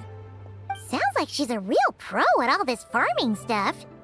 The fruits of the field are harvested and brewed into sacred wine for honored guests. This we reverently present to the divine maiden, with every ceremonial step flawlessly observed, so that she may witness the depth of our piety and respect. Oh, divine maiden, how can your graceful presence in the sky not seem like that of a fairy descending from the heavens? Oh, divine maiden, how does your pure and radiant form not resemble the guardian spirit of our land? I send my heart's desire, ascending to the heavens, beseeching you to grant us good fortune and blessings in the coming year. Huh? So, that's what it's supposed to mean? I find myself speechless, moved beyond the power of words to convey. Oh, young lady, you have shown me the heights to which a true role player might aspire. A truly remarkable performance. I did not anticipate that anyone could unravel this poem with such depth and clarity, and so soon after the Ministry of Civil Affairs noticed, too. I'd even begun to consider myself somewhat versed in the matter, but as they say, there's always someone more knowledgeable out there. Allow me to extend my thanks to you, Miss Whitehorse Adeptus. You are far too humble, young one. I must confess, it is I who have been surprised, not only by you, but also by this Liyue harbor of the present day.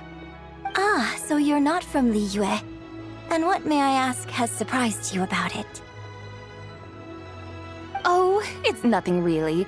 Just some old memories scattered here and there. Very well, my guides. I suppose it is time we set forth on the next part of our excursion. I'd like to go see that wharf now. What say the two of you? No problem. We'll take you wherever you want. Oh, leaving so soon? Before you go, allow me to introduce myself. I am Yunjin, director of the Yunhan Opera Troupe. May I ask your name in return? My own name is scarcely worth mentioning, but since you asked, perhaps I'll tell you the title of that poem instead. Huh? So, it isn't actually called an ancient poem? Of course not. Its real title is Odes of Long Zabai. Odes of Long Zabai. All right then, until we meet again.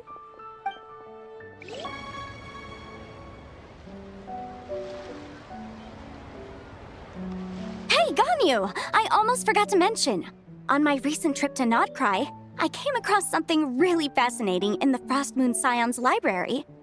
I found records in their collection of another divine envoy living on the moon. A divine envoy on the moon? You don't think it could have been referring to the White Horse Adeptus too, do you? No way to say for sure. Still, the similarities between our legends are intriguing, to say the least. Isn't it amazing? Especially when you consider how far apart we are. It truly is. We might live in different lands, but when we look up at the night sky, we all see the same moon and stars. Right? It's like we're all bound together, no matter where we are. When you think of it like that, it's almost as if our friends from other nations will be right here celebrating with us. Isn't that a wonderful thought? No wonder you were so excited to go see the giant lantern when you first got back. Sounds like you're a real fan of the White Horse Adeptus, huh? I guess you could say that. Just a pity she's so elusive. Even Granny's never met her, you know? Maybe she really is just a legend after all. Hey, Yanfei and Ganyu! Trust, Paimon. The White Horse Adeptus is as real can be. Huh? Oh, look! It's the Traveler and Paimon! Feels like I haven't seen you two in, like, forever. Happy Lantern Rite. It's so good to see you again. Hey, you two. Happy Lantern Rite. Did I hear you right just now, Paimon? Does that mean you've actually seen the White Horse Adeptus? She has indeed. And now, so have you. Huh? And you are? Why, who else? The White Horse Adeptus, of course. Could you maybe start with something else next time? You're the White Horse Adeptus? That's right. Allow Paimon to introduce you to our new friend, Zichao. She's been low-key obsessed with cosplaying the White Horse Adeptus ever since we met her. I see. Well then, greetings, Miss Zichao. My name is Yanfei, and recently I've been low-key obsessed with learning everything I can about the White Horse Adeptus. I'm sure the two of you will get along like a house on fire. Oh, and by the way, I'm Ganyu. So, Miss Zichao, you must be here to see the giant lantern too, right? Hmm? A horse-shaped Zhao lantern? Is that what I think it is? That's right. A lantern made to honor the White Horse Adeptus herself. Isn't it gorgeous? Huh? What are you laughing at? Both the lantern and myself. What do you mean? Oh, this lantern truly is an artistic masterpiece. But tell me this, have any of you ever seen a horse before? Come to think of it, Paimon can't remember ever actually seeing one herself. What about you, Traveler? Oh, this horse appears to be mid-trot, but it has adopted what is called a lateral gait, where the legs on one side of the body move together in unison. A rather rare sight indeed. Just now, I suddenly pictured myself, I mean, the White Horse Adeptus running the same way. The image was so absurd, I could barely contain my mirth. Oh, really? I never knew that. You learn something every day, huh? Oh, come on! It's basically a giant piece of fan art! Who cares if it's different than the original?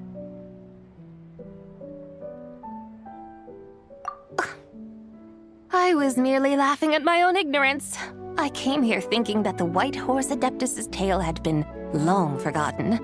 Yet here I am, gazing upon a lantern made in her honor. Well, you couldn't have been more mistaken. There are so many tales about the White Horse Adeptus, I'm starting to lose count. Just off the top of my head... Just so you know, Yanfei, we've heard it all like a million times before. Uh-huh. But there's one thing I can guarantee that you haven't. Huh? You mean like a new chapter of her stories come to light? Mm-hmm. And I heard it from Ganyu just yesterday. Hey, why don't you share it with the others? Sure, no problem. Where to begin? Do you guys still remember what Liyue's Moon Chase Festival is about? Of course! It's a festival held in honor of the Stove God. That's right. But it took a really long time for the Stove God Festival to become what it is today. In its earliest form, it was actually an adeptal ritual known as the Moon Chase Rite. Paimon remembers Madame Ping mentioning that before, but she never explained exactly what it was. According to Cloud Retainer, the Moon Chase Rite was originally a ritual meant for communicating with the moon. Communicating with the moon? But for what purpose? At first, Cloud Retainer wasn't entirely sure either, as it was always Rex Lapis who performed the ritual.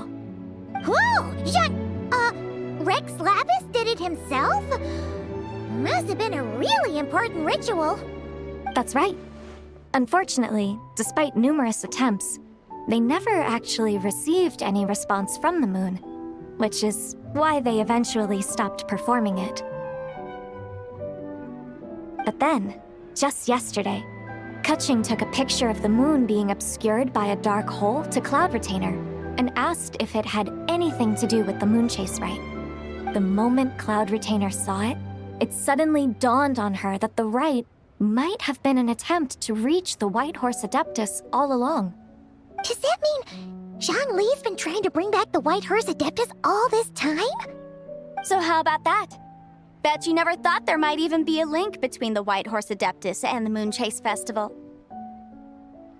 If Kutching hadn't taken that picture to Cloud Retainer, we would never have known any of this. This is probably what Kutching was referring to that day when she mentioned there were some ideas she wanted to follow up on. So, Geo Archon. All this time, you've been striving to awaken her. Huh? What do you mean, awaken? Nothing. What I truly meant to say was, this new insight you've provided has been truly eye-opening. Oh, by the way, my trusty guides, I've been meaning to ask, where in Liyue Harbor might one enjoy an expansive scenic view? Huh? We're off to the next stop already? But Paimon's barely done digesting that lore bomb just now. All the more reason to find the right spot to let it sink in. Oh, so that's what you're up to. A tour of Liyue Harbor? In that case, if you're looking for a spot with a panoramic view, I'd recommend Yujing Terrace. That's a great idea. Since the terrace is on higher ground, the sea view from up there's so much better.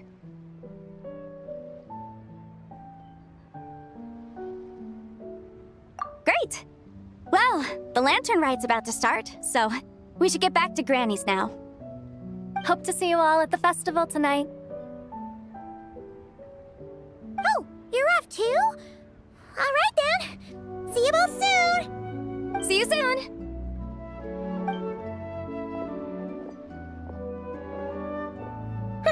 Very well, my guides. What are we waiting for? Okay, you're the boss. Yujing Terrace it is. After all, the customer's always right. Something else you needed to do?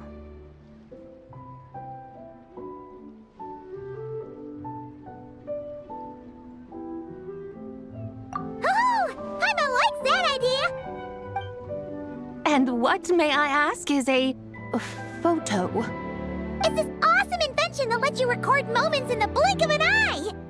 Except, you've gotta try not to actually blink. Oh? What must I do in preparation then? Nothing. All you gotta do is choose a pose. The Traveler will handle everything else.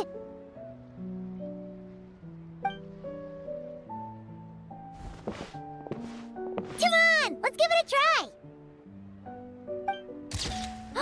Look, we got a great picture.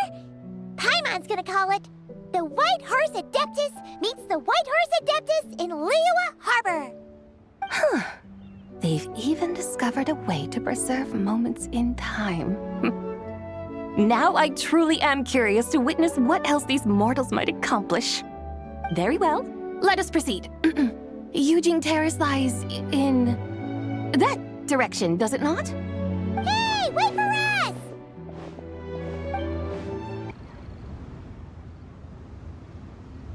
Truly a marvelous view if ever there was one.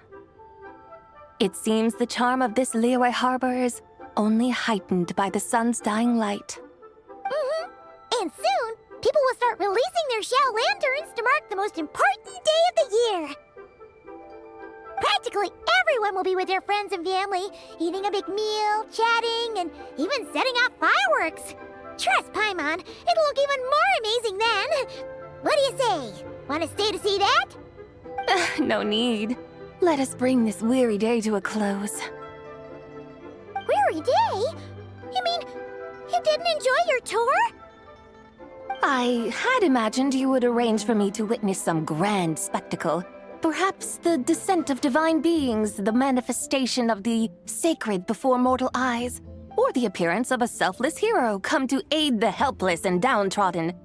Or, should that not come to pass, then at the very least, spend a little more coin.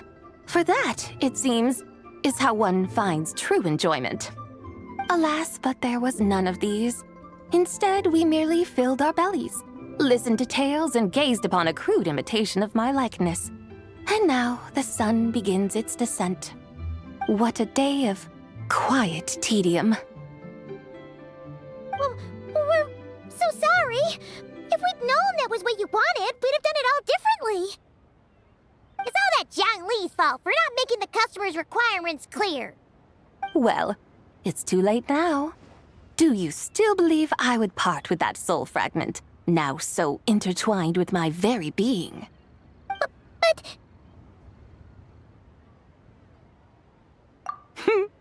I knew you were the more astute of the pair.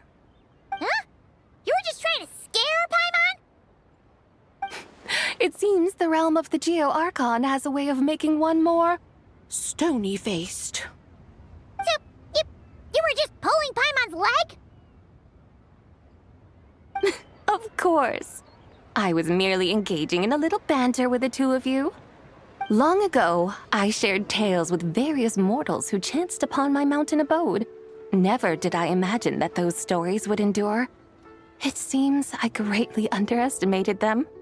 Perhaps, as your Geolord said, a few pieces of ancient Langan's magnificent jade have truly become part of the very foundation of this land. So, you've decided to help us? Again, that goes without saying. I made up my mind some time ago now.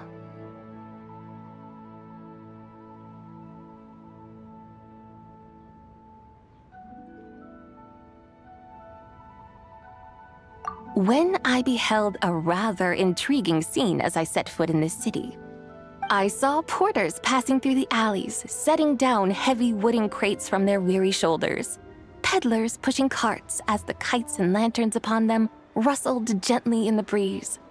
I saw cooks cooking, actors acting, scholars reading, soldiers marching, children playing, elders resting, officials officiating, and the common folk absorbed in this or that, reveling in the simple joys of life.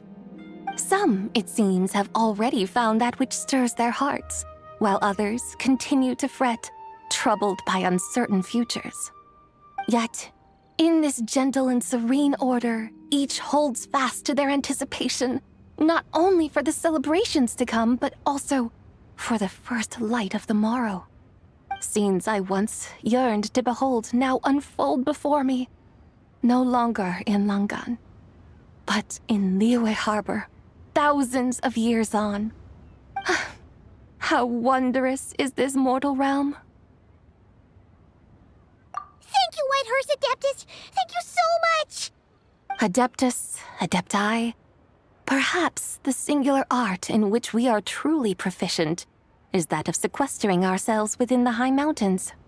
But once we leave our mountain refuge, we find ourselves drawn back to mortal ways all the same. So, it is I who should offer my thanks to the two of you. Traveler, Paimon, you have made this day more delightful than any I've known in a long, long time. Come now, and take what it is you need. You mean, like, right now? But don't you think we should wait for Zhang Li? That won't be necessary. All things shall meet again in their time, for the waters know no rest. and the flowers their appointed season. One need not fear that life is but a journey of goodbyes.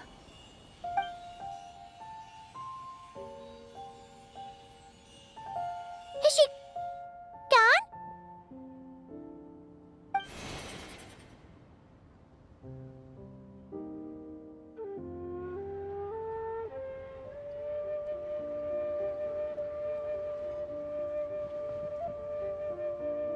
Yes, she's gone. A deadly self is formed from the body's impure vapors, so naturally it cannot survive long in this world. Had it not been sustained by the remnant of Zibai's soul, it would have faded away a long time past. Now that the remnant is gone, it has severed its ties to the mortal world. Zhengli! When did you get here? A while ago. Paimon would have thought you'd at least want to say goodbye. Though mountains endure, the ceaseless waters will, at last, wear away their sharp edges. Thus must I meet the marks wrought upon her by the ruler of time with great caution.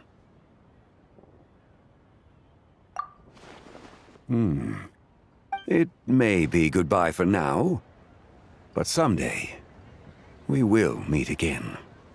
Really? And when might that be? Who can say for sure? Years and years from now, perhaps. Or maybe tonight, at the Lantern Rite. Are you saying that if the White Horse Adeptus were to be resurrected, she'd still have the memories of the three deadly selves? That she'd still remember us? We will find out soon enough.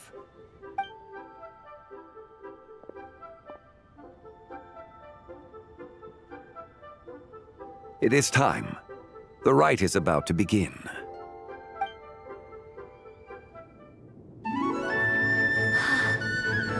The rite is about to begin. Is the moon really gonna disappear?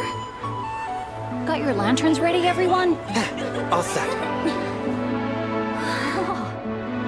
Might be about time to put eyes to the sky. Wouldn't you say, Tianchuan? Look!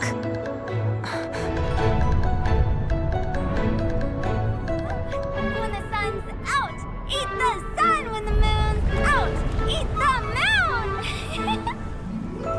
Whoa, is this the lunar eclipse? Under moon eternal, in radiant night, a maiden grants silk, soft and light. Under moon iridescent, in night divine, a maiden grants fiber for cloth so fine. Under moon of frost, in night so great, a maiden grants tools to divine our fate. The fields are plowed, the seeds are sown, and from the earth, life is grown. The seedlings stretch, the crops do rise, and all unfolds before our eyes. Fruits are gathered, sweet wine is poured. These gifts we offer to our Lord. Pure is heaven, so fair and bright. She shines as light in this dark night. And with her does this, wish take flight.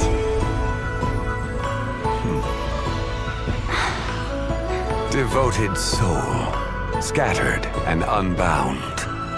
Let this lantern guide you home. By its light be found.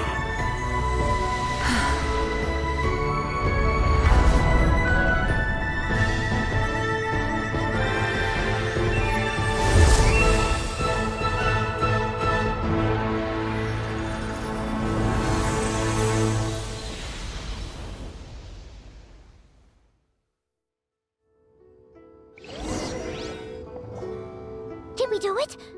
Do we finally get to meet the real White Horse Adeptus?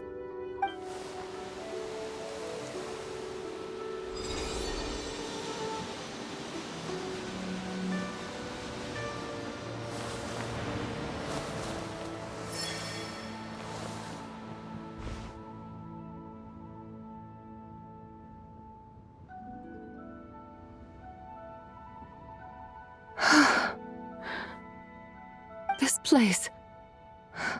Where am I? A familiar land, now known by the name of Liyue. Liyue? The peaks adorn the clouded moon. Then, who might you be? Oh no! She seems to have lost all her memories after all. And those countless lights in the sky, what are they? These lights, each like a dwelling in glad accord, usher in this day of joyous rebirth. And whose rebirth might that be? That of my old friend, Zibai. Zibai? Yeah, that's you! Don't you remember anything at all? That's... me? Oh, yes. The envoy of the Lunar Palace. My name is Zibai, indeed. Then you must be... the Lord of Geo, Heaven's Star. Many years have passed since we last saw one another. Zibai, my friend, welcome home. Home? But why does this place, this Liyue, feel at once so strange and yet so familiar? Who you are? Who are you? Ah, yes, I remember now. You are that treasure-hunting damsel, the one stricken by the poisonous fish stew. How goes your quest for treasure? You must have achieved both fame and fortune by now, I trust. Hey, you've got it all wrong! You're talking about Lu Xiangxiang. And how many times do we have to tell you? She wasn't poisoned! Sheesh! Hmm? But I could have sworn... Oh, that's right. You're that impudent blonde youngster who kept meddling in my affairs. And to think you even had the audacity to presume yourselves worthy of being... What was it again? Ah, yes, of being my guides. How very wonderful to see you again, my most faithful and beloved guides. I trust all has been well in my absence? Well, she finally got it right. But that sudden mood swing felt even weirder. It's like her head's packed full of slimes. It is possible that her cells have not yet settled. After all, they've only just been brought back together. It may be some time before she fully recovers. Huh? You mean, kinda like she's still half asleep?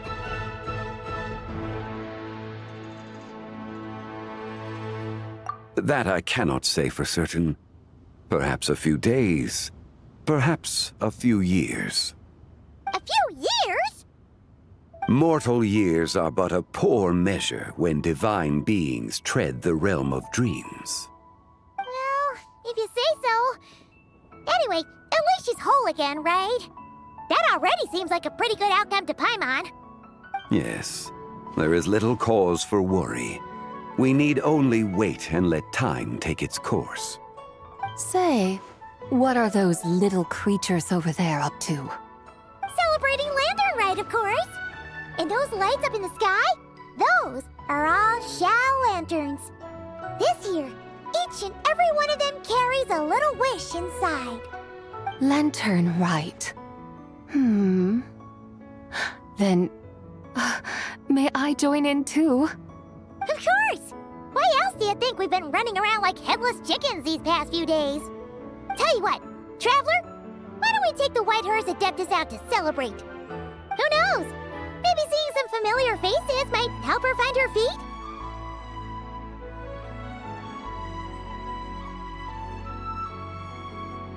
Hey, Zhangli! You've got some time on your hands now, right? Why don't you come along with us? By no means a bad idea, Paimon. Oh, and Zibai, before Paimon forgets, when we meet the others later, remember to wish them a happy Lantern Rite. Happy... Lantern Rite? Happy Happy Lantern Rite! Yes, happy lantern rite indeed. Well then, let's go!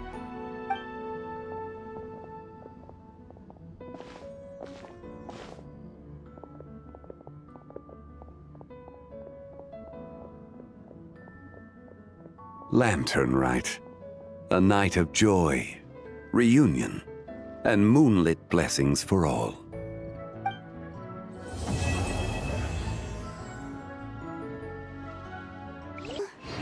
Paimon wonders how the White Horse Adeptus is getting along. Maybe we should check in on her? We could ask Zhangli where she is. Oh, looks like Zhangli hasn't stopped by for tea today. Hey, are you two looking for your friend? Try going up that way. Is Zhangli up that way? No, but that young lady who was dressed up as the White Horse Adeptus the other day is. She's your friend, right? I just saw her head toward Wanmin Restaurant. I was wondering why she was eating alone. But then you two showed up hot on her heels. Oh, what luck! We were just on our way to find her. But what's she doing at Wanmin Restaurant? I have no idea. I said hello, but she completely ignored me. She couldn't have forgotten who I am, right? I mean, we're kindred spirits, aren't we? Maybe she's still half asleep, but her brain might be a little fuzzy. Oh, that makes sense. I was wondering why her eyes were so red. Her eyes were red? Oh, that doesn't sound good. You young people, staying up all night because you think you're invincible. Look at your friend, missing out on sleep so she can pretend to be the White Horse Adeptus. That's where that leaves you, you know. A word to your friend from someone who's older and wiser. She really needs some rest. Paimon won't be so certain about the older and wiser part. Yeah, what was that? Hurry along, then. Oh, and don't forget to come back and check out my Rex Lapis cosplay when you're done.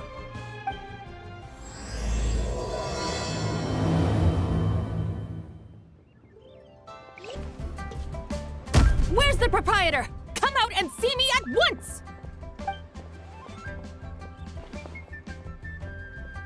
Xiangling and Chef Mao aren't here right now.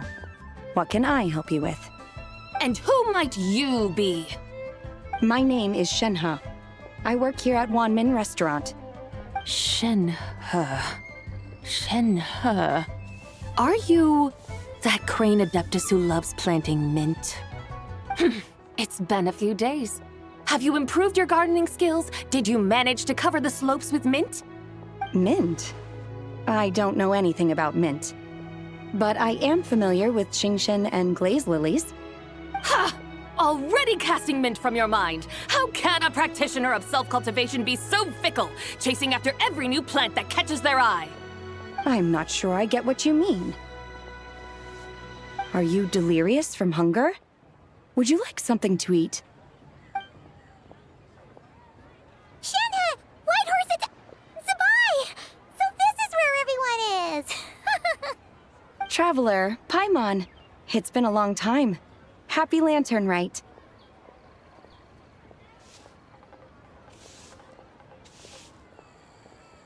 Is this customer a friend of yours? Don't mind her, Shenhe. She's just a little cranky because, she didn't sleep well last night and she's only just woken up. Look how red her eyes are. I see. In that case, Miss Zabai, I have a tonic here infused with Qingshen. It's cool and soothing when applied to the eyes. Would you like to try a few drops? Stop right there! Who are you two noisy children? Hey! Have you forgotten about us already? Guides. Yes, I seem to recall something about some guides. Ah, yes, now I remember. What luck! I was just looking for someone to show me the way to Elong Wharf. Huh! Is Is she starting to come around? Someone requested my help in purchasing some tea leaves. I was informed they have discounted prices during the festival and that I shall get a good deal there. Tea leaves? This sounds like Zhongli's doing. He sure knows how to get people running errands for him. Your friend Rex Zhongli initially requested the most expensive tea, but then a young lady in a hexagram hat mentioned he'd burned through the Wangsheng funeral parlor's yearly expenses at an exhibition a few days ago. As such, he is only permitted to buy items that are discounted this month. Oh, that's his boss, Hu Tao.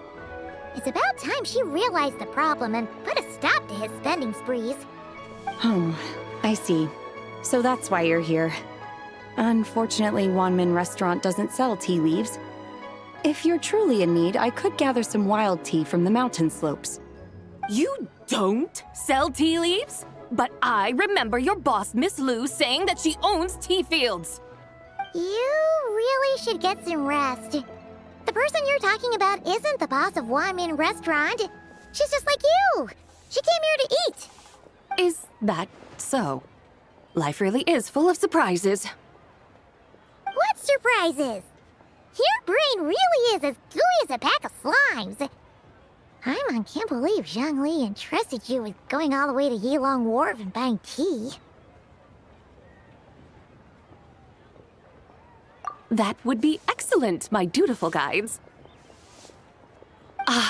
Yes, Miss Crane. I apologize profusely for my improper behavior just now. Please forgive me. I completely understand. Master often says that the human body is like a mechanism in need of regular maintenance.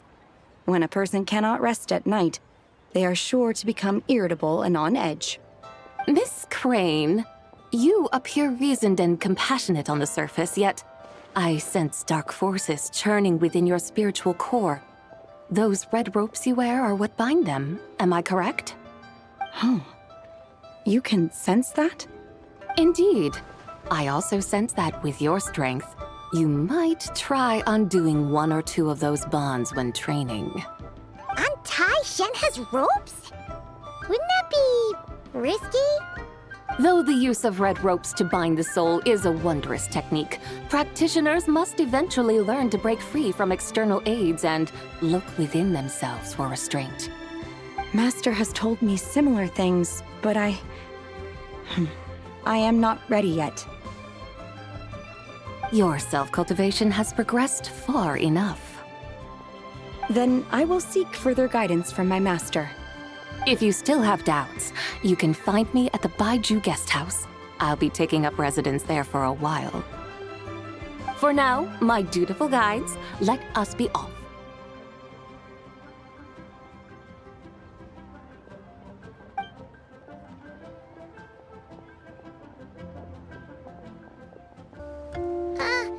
Are we going to Yilong Wharf? How do we end up on this mountain? Is that small town over there not Yilong Wharf? I sense a familiar scent wafting through the air. You're right! Except for the smell part. Paimon doesn't smell anything. That is because this scent is the essence of jade, which can nourish the spirit. Oh, yeah! Shenyu Vale does have a lot of jade, but Paimon didn't think jade smelled like, anything. Naturally. This has reminded me of something. And what's that? A few simple tricks for mastering one's power.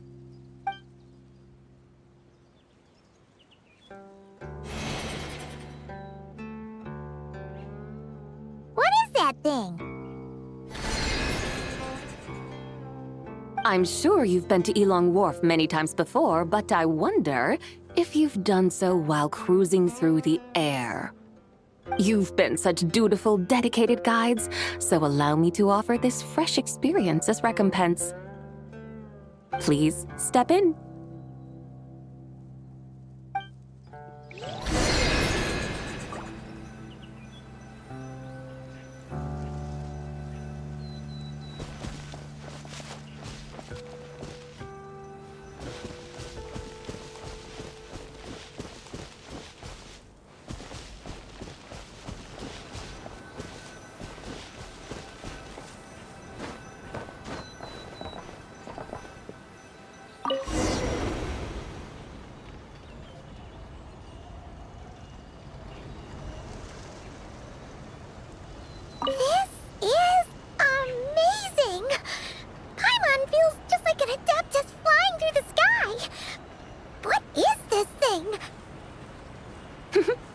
I created it from my memories of the chariot of the lunar palace.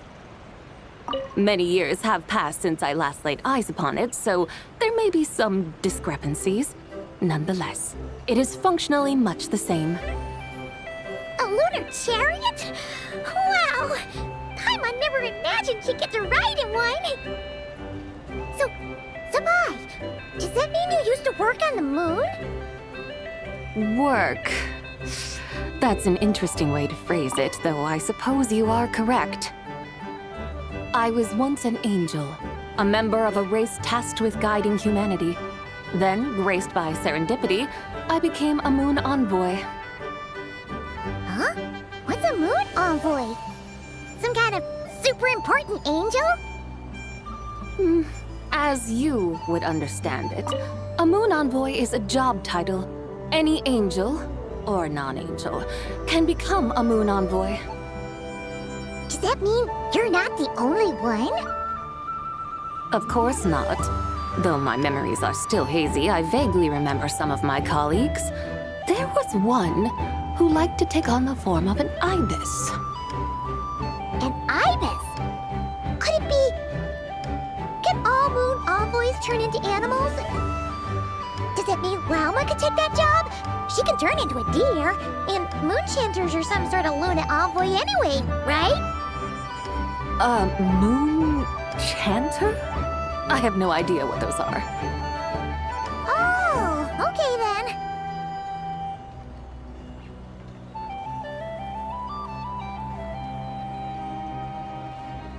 Look! Paimon thinks she saw a tea vendor over there! Very well. Let's take a look.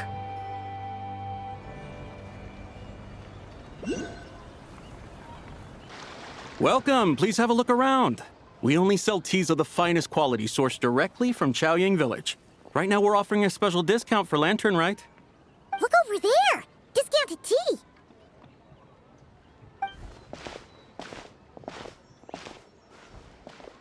Dear customers, are you looking to purchase some tea leaves?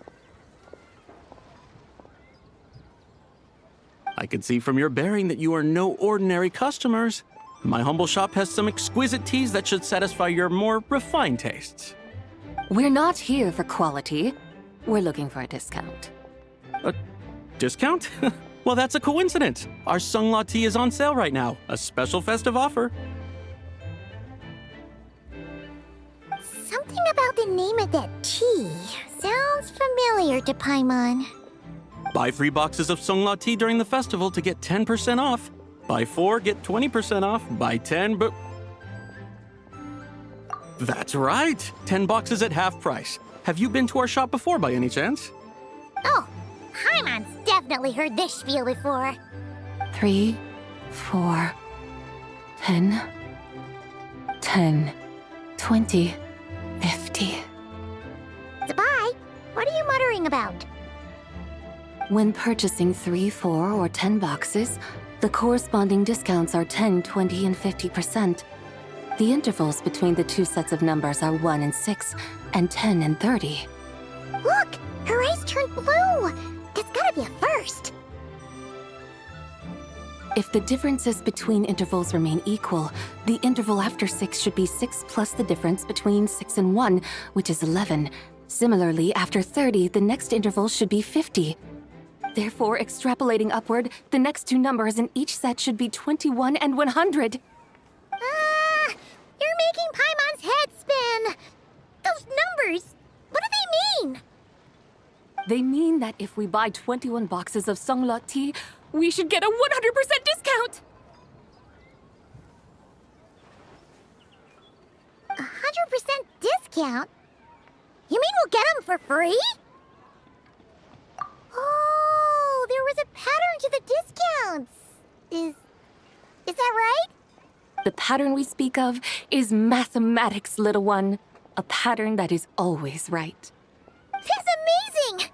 You're a shopping genius, Sabai. Oh, wait. Something feels off here. I had no idea our shop's discounts were tied to the laws of nature. I've learned so much from you, dear customer. No need to thank me. Now, please give us our 21 boxes of free tea.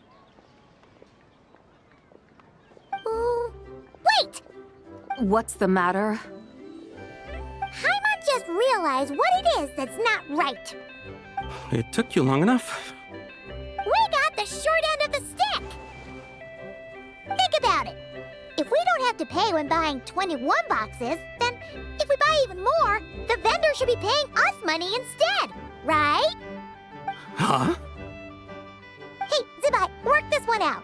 If we buy 100 boxes, we'd make loads of money, wouldn't we? It stands to reason.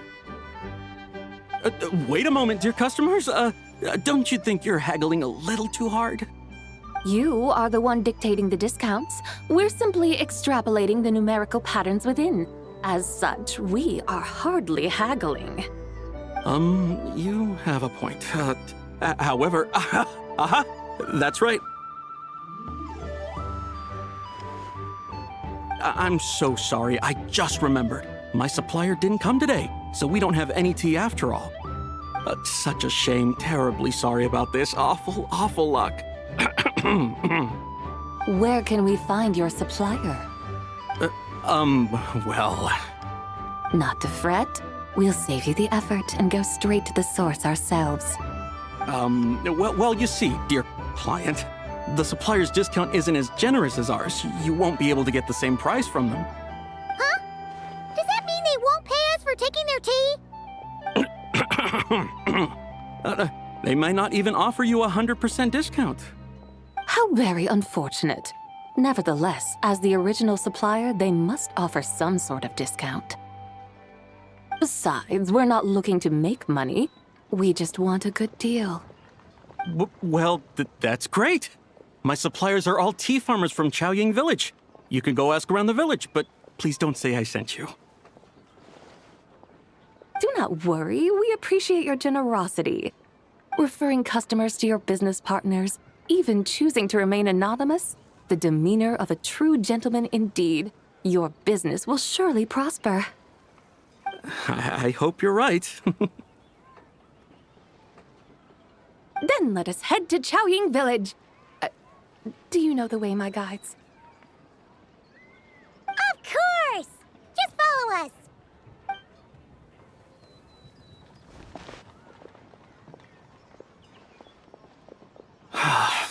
What otherworldly beings were those? Thank the heavens I managed to send them on their way. I should hurry home and pray to the White Horse Adeptus. May she bless me such that I never encounter such customers again.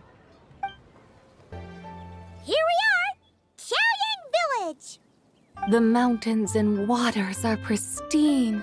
They embody the beauty of heaven and earth. It's a good-looking place, all right. But it's hard to enjoy the scenery when Paimon can't stop thinking about all that tea-buying Mora we're missing out on. Should fate dictate, Mora will find its way to you sooner or later.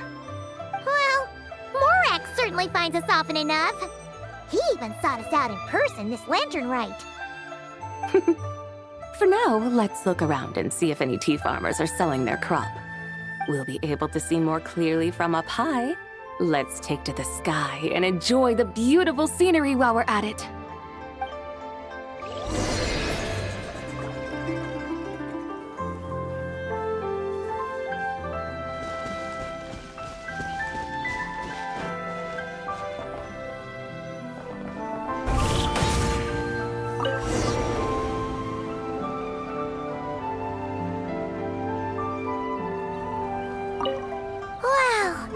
Chaoying Village looks beautiful from up here. Indeed, the houses here are quite different from those in Liyue Harbor.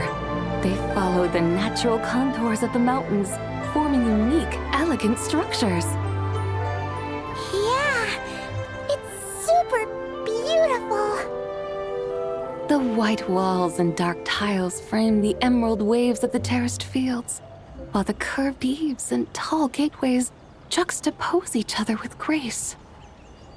It's almost too beautiful to be true. The crowing of roosters and barking of dogs, the calls of farmers working the fields, a vibrant pastoral chorus overflowing with earthly vitality. Yeah, it's incredibly beautiful, huh? Have you studied the linguistic arts by some chance? Huh? Your vocabulary for beauty seems rather constrained. Paimon knows how to say pretty as well. I see. Now then, let's take a look around and see if we can find any farmers selling tea.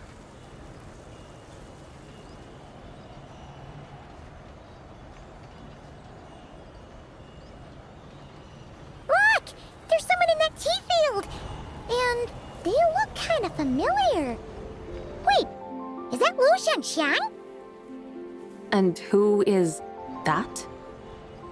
Oh, you'll remember her once you see her up close.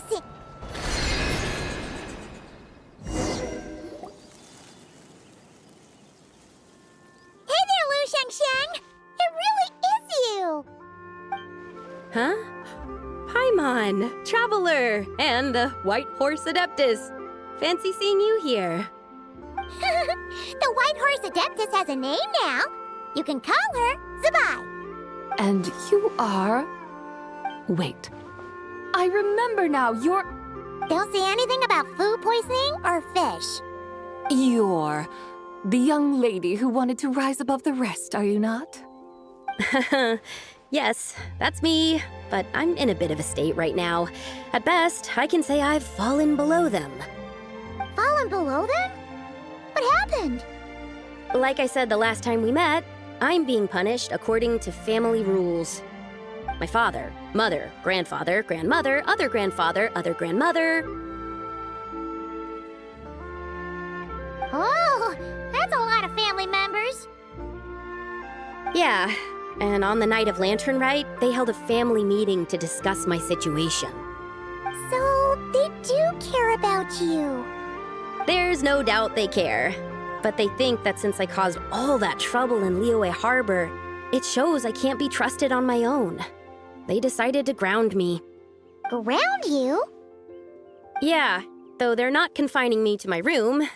Instead, I have to personally nurture a tea seedling until it grows big enough to be sold at market.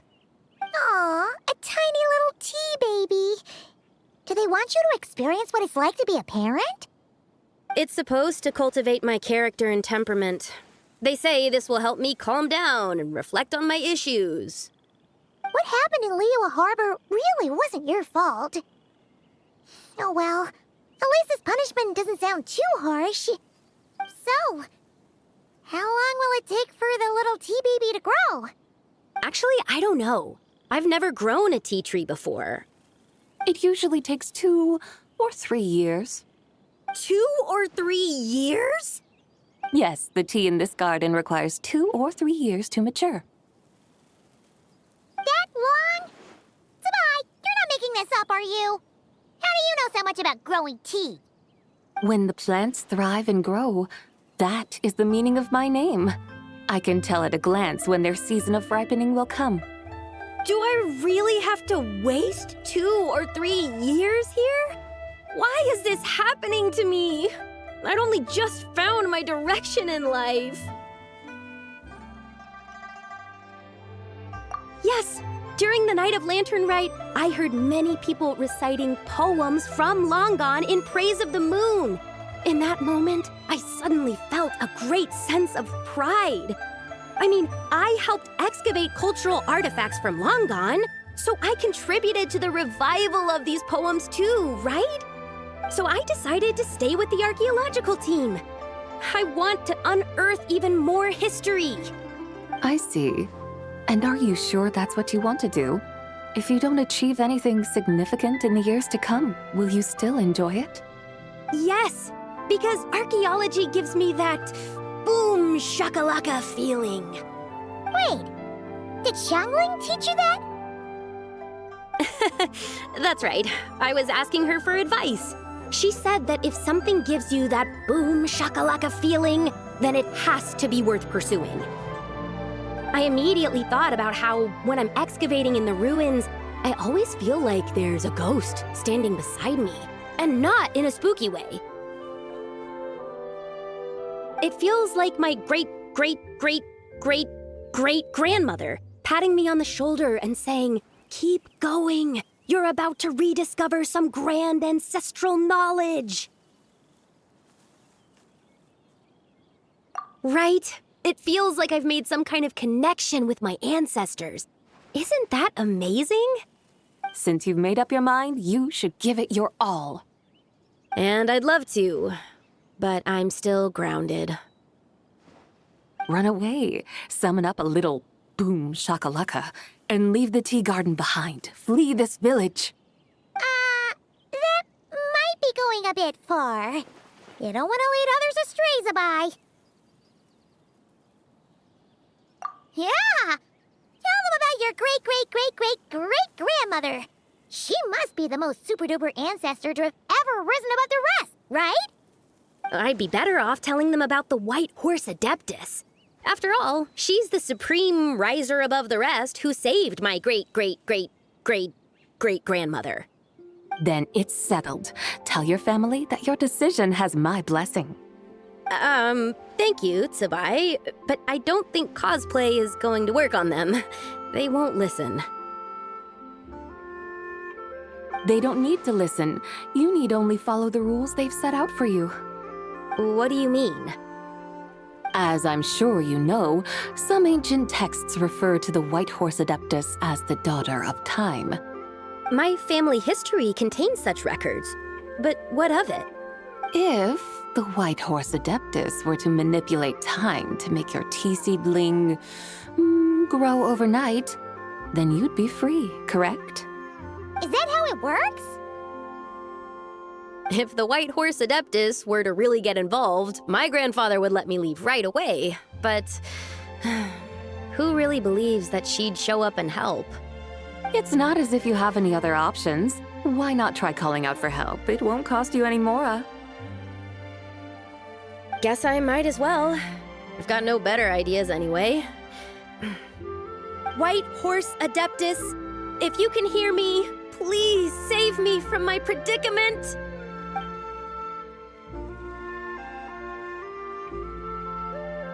Ugh. Nothing happened, as expected. Perhaps the White Horse Adeptus has already heard your prayer. Why not come back here tomorrow and take a look? By then, the seedling you planted may well have grown into a thriving tea tree. Thank you, Tsubai, for trying to comfort me. I do feel better now, kinda. But can't you really do something like that? Oh, it's getting late. Why don't you all stay at my house tonight? My family may be strict with me, but they're always welcoming to guests. That sounds great! Let's get some sleep and then come back here tomorrow to see if our tea baby has grown.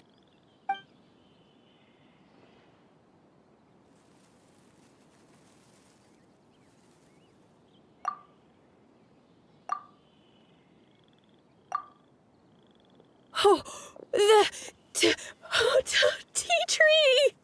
Whoa! Your tea baby is all grown up! Indeed, it has grown into a mature tea tree that can stand tall in the face of wind and rain. How is this possible? It must be the work of the White Horse Adeptus. Her prayer must have moved her. Are you sure? Perhaps she heard your prayer and chose to answer the call. She once saved my great-great-great-great-great-grandmother. This time, she saved me. That's incredible! Your family must be blessed by the White Horse Adeptus. I guess so. I need to tell everyone the news right away. They'd better. Since this is the will of the White Horse Adeptus, I don't see how they could object. Go, and if you run into any more trouble, call out to the White Horse Adeptus just like yesterday. Thank you so much. Paimon really thought you were going to use Adeptal energy to make the tea baby grow, Zabai. When an Adeptus exerts effort, consuming their energy, is that not using Adeptal energy?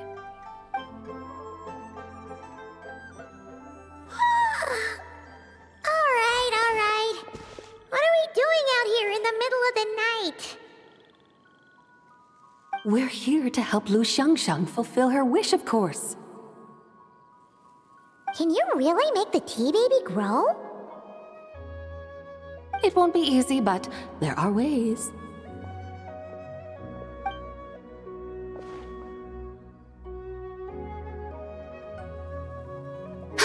There, it's grown. Hey!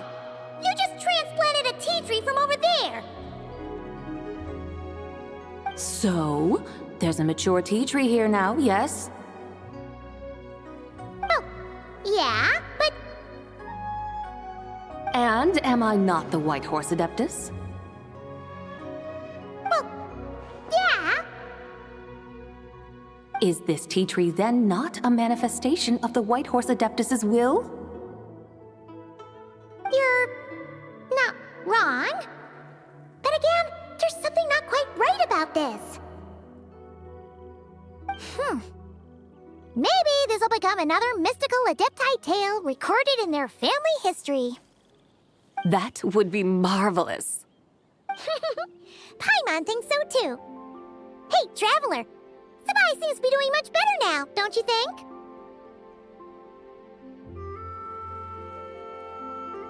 Oh! Paimon bets that's why Zhangli chose to send her on this errand. That's a great idea! We've already shown her Liyue Harbor, Yulong Wharf, and Xiaoying Village. How about we head to Qingce Village next? Qingce. That name sounds familiar. The scenery there is really beautiful.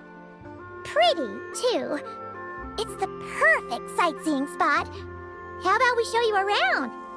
I must say, I have been mightily impressed by the mountains and waters of Liyue. Please lead the way, my dutiful guides. All right, let's go!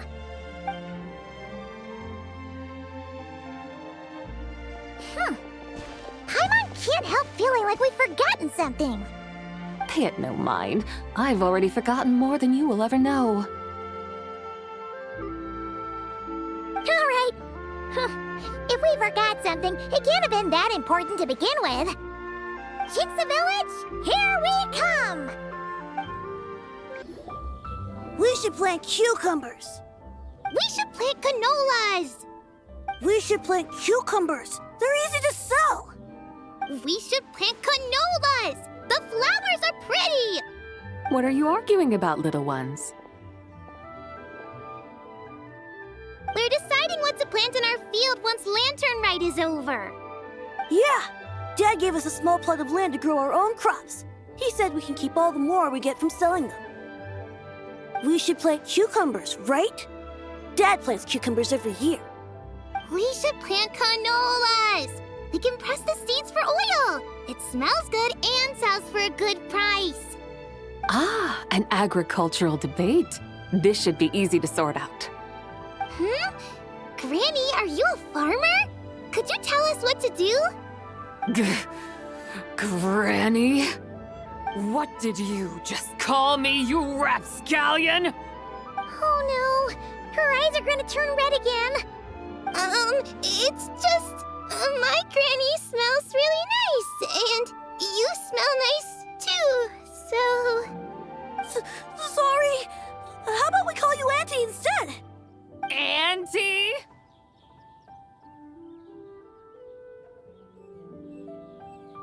Oh, all right. Big Sis Sabai, can you help us decide whether we should grow cucumbers or canolas in our field? You little rascals! Using priceless land like this just for cucumbers and canolas? What a waste of heaven's gifts! Huh? What should we plant instead? With the coming of spring, when all things awaken, the field should be sown with the 5 grains. What are those? The 5 grains are life's staples, the heart of the people's table. I notice the people here mostly eat rice, so that is where you should begin. Based on the local climate and soil, seedlings planted in mid to late spring should produce mature grain within 2 or 3 months. When autumn comes, you can plant a second crop, with time still to harvest it before the first frost. The rice you harvest can be sold at market or kept in your stores. It's a far better choice than cucumbers or canolas. Oh, but Big Sister Zubai, I like canolas. That's no issue. It is unsuitable for continuous cropping in any case. You can rotate it with rice to maximize your yields. After the second rice harvest, around wintertime will be the perfect opportunity to sow their seeds. And when they mature in mid to late spring, you shall be just in time to sow the first rice crop of the year in turn. This way, your field will sustain balance, rice and canola in a harmonious cycle. Wow, that means we'll have crops to harvest all year round. Wait a minute! If rice and canola take up the whole year, what about my cucumbers? A firefly dares rival the brilliance of the moon? In what twisted universe should cucumbers vie for land with rice? Big Sis Zubai, you're going to hurt Lil Lee's feelings. Auntie hates cucumbers.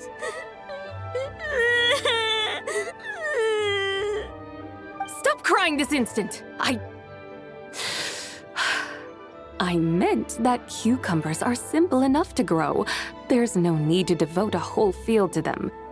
Just find an empty corner of your yard, scatter some cucumber seeds in the earth, and before you know it, you'll have a thriving patch of vines.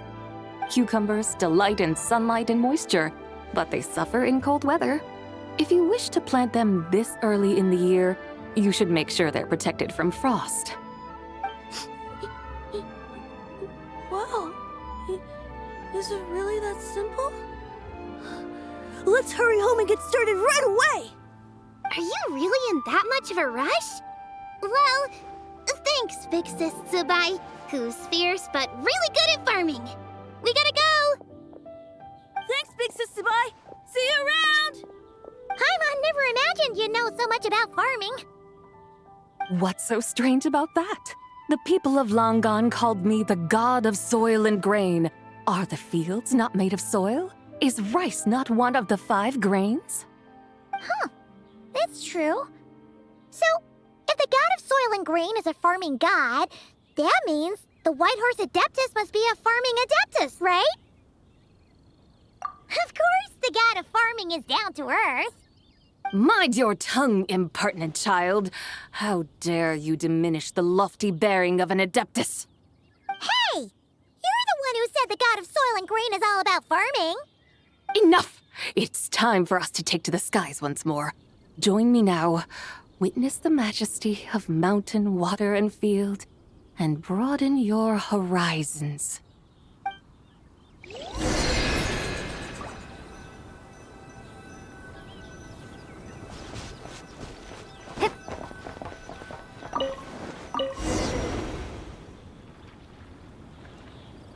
Wow!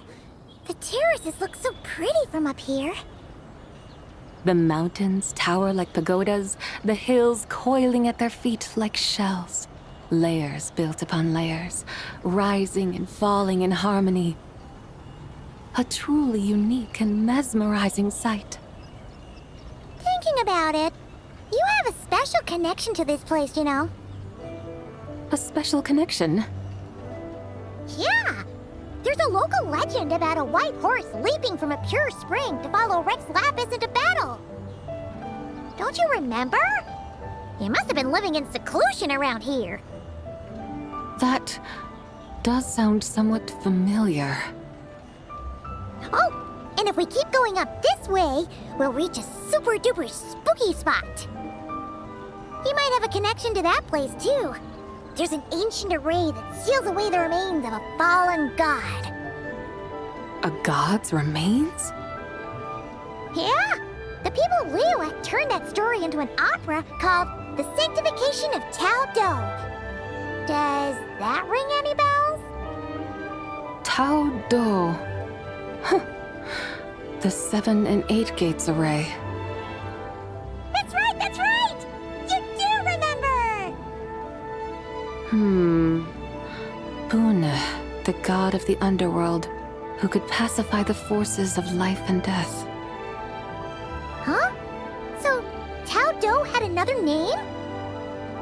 Let's go take a look.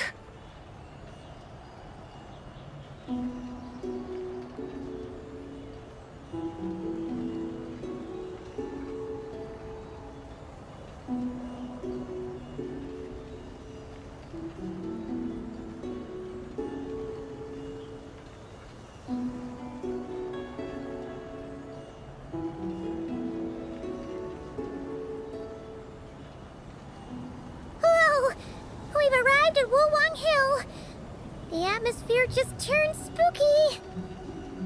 I can't help but feel there's something strange about this friend you haven't seen in ages. Huh? Paimon thought she heard someone's voice. Let's head down and check it out.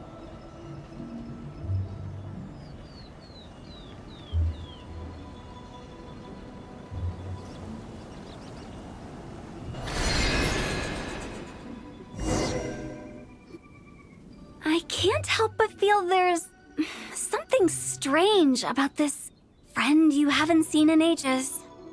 Strange? Whatever do you mean? Her strangeness defies description. This Miss Zabai is a full-blown enigma, don't you think? I'm afraid I have no idea what you're talking about. Aren't you worried about sending her all the way to Yilong Wharf on her own to buy tea? What if she gets lost? Where there are people, there are paths. Now I'm the one with no clue what you're saying. She can ask for directions. And then what? She will meet strangers in unfamiliar lands, build friendships, part ways. Hers will be a long journey indeed. The further the journey, the more footprints one leaves behind. The deeper those footprints, the harder it is for time to erase them. Ah, so you want her to make new friends? I see. But from what you say, it sounds as though she's not from Liyue. I believe she was not, but perhaps she will be. You're sounding stranger by the second. Huh. Oh, over there! Oh, look who's here! Hu Tao! Zhongli! What are you doing here? Traveler, Paimon, fancy meeting in a place like this. Oh my, and Miss Zabai too! Sounds like fate to me. We were taking Zabai to buy some tea from Yilong Wharf. Zhongli sent her there, though she didn't even know the way, and... Oh, drat! We forgot the tea! Oh, Paimon knew we were forgetting something! What's done is done. There's no need to dwell on it. Fresh tea grows with each passing year. Let fate deliver it as it wills. Exactly. You can get tea wherever you go. You're hardly running low now, are you? Paimon feels a lot better now that you've said that.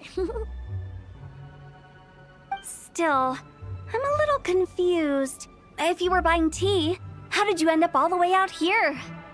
We're taking Spy on a sightseeing tour. We started at Liyue Harbor, stopped in at Yilong Wharf, went sightseeing around Xiaoying Village, made our way to Qingce Village, and now we're here. Wow, that is quite the itinerary. Yeah, actually, Paimon thinks it's about time we headed back.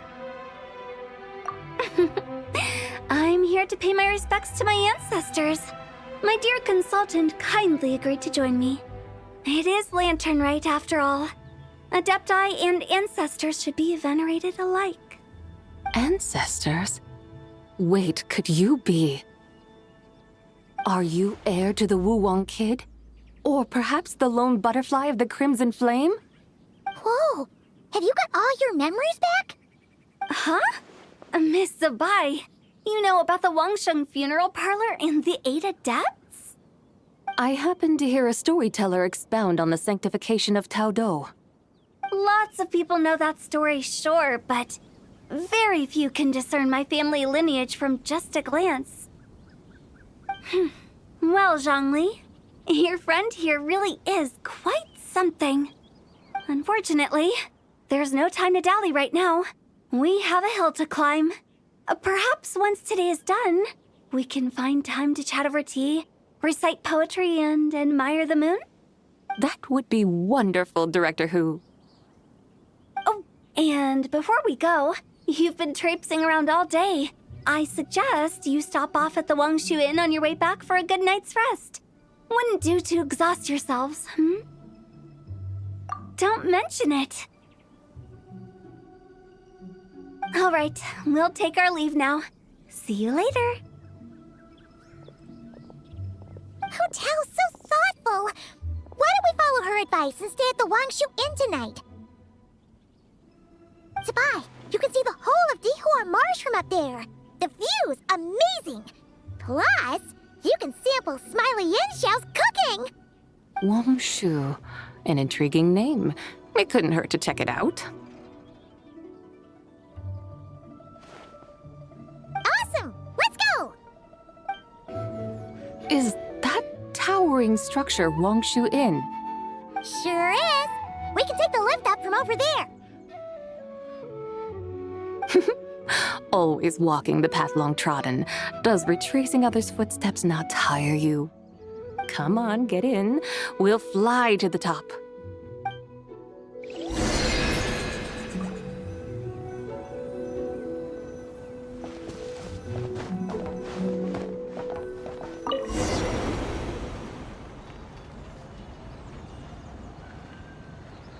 Are we really going to fly up to Wangshu Inn? Isn't that a bit showy? All the guests are going to see us. Is that a bad thing? To be able to witness an Adeptus. This will surely add to the inn's appeal, not to mention the room prices. The owner will thank us. You seem to really like showing off your powers. This inn's architecture is incredible, and the surrounding countryside radiates a picturesque charm. No wonder the new proprietor of the Baiju guest house thinks he can't compete and has decided to change his own establishment's name. The new proprietor? Ah, you mean Lu Shengsheng's dad. So you know about that, too. Personally, Paimon thinks it should go with something like Rex's Rest. That's a contender's name if Paimon's ever heard one. A fitting name indeed. So you think the guest house should change its name, too? Paimon kinda thought you'd say something like, such sacrosanct traditions must never change. Time flows ever onward. Why should the rules of yesterday be carried forward into the world of tomorrow? The people of today should determine what is to be kept. Huh. You're not as old-fashioned and stuffy as Paimon thought. The years ebb and flow, seas recede to reveal fields. In the vastness of time, I am but a wild horse in a boundless sea of dust. Even Rex Lapis, having waded through the waters of the river of time, is not quite the same as before. Zhongli? What was he like before? That is another story for another time.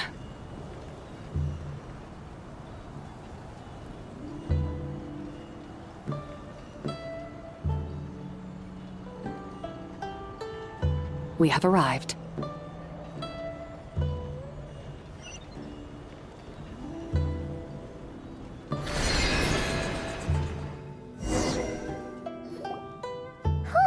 This is the first time Paimon's ever flown up to Wangshu Inn on a chariot.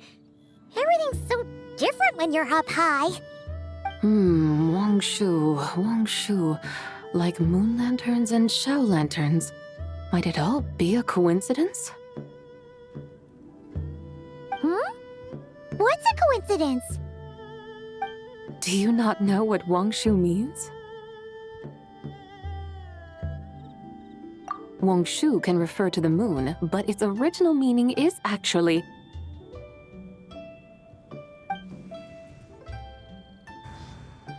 the goddess who rides the bright moon's chariot. And you must be the conqueror of demons. Ciao! Paimon was wondering if we'd disturbed you by flying down from the sky. Not at all.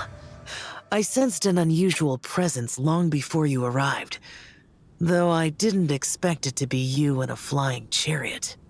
Ah, a witness at last. I was starting to think we should fly a bit lower. 'Twould be awfully dull if no one ends up marveling at my lofty bearing. No need. This is already showy enough. I'm not one to do good from the shadows, as Rex Lapis is wont to do. Then you must be... Oh, nay, I'm only cosplaying as the White Horse Adeptus, in truth. Cosplaying? What's that? Ugh, ignore her nonsense.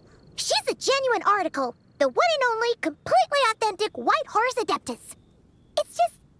Xiao, did Zhongli say anything about her being a teensy bit... not quite right? Mental instability, perhaps? Did Zhongli tell you that? No, this is my own speculation. Well, you pretty much hit the nail on the head. It's like her brain's filled with a bunch of slimes right now. All gloopy and messy. There's a hot-tempered pyro slime, a math-obsessed hydro slime, and a mischievous little animal slime.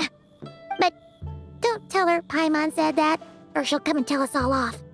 You white-haired rascal! Do you think I can't hear you? Uh-oh! We're in for it now!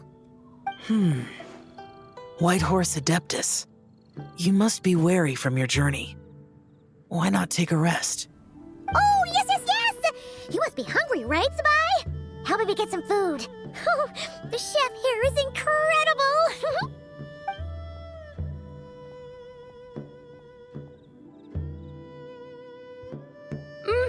It's so hot! So spicy!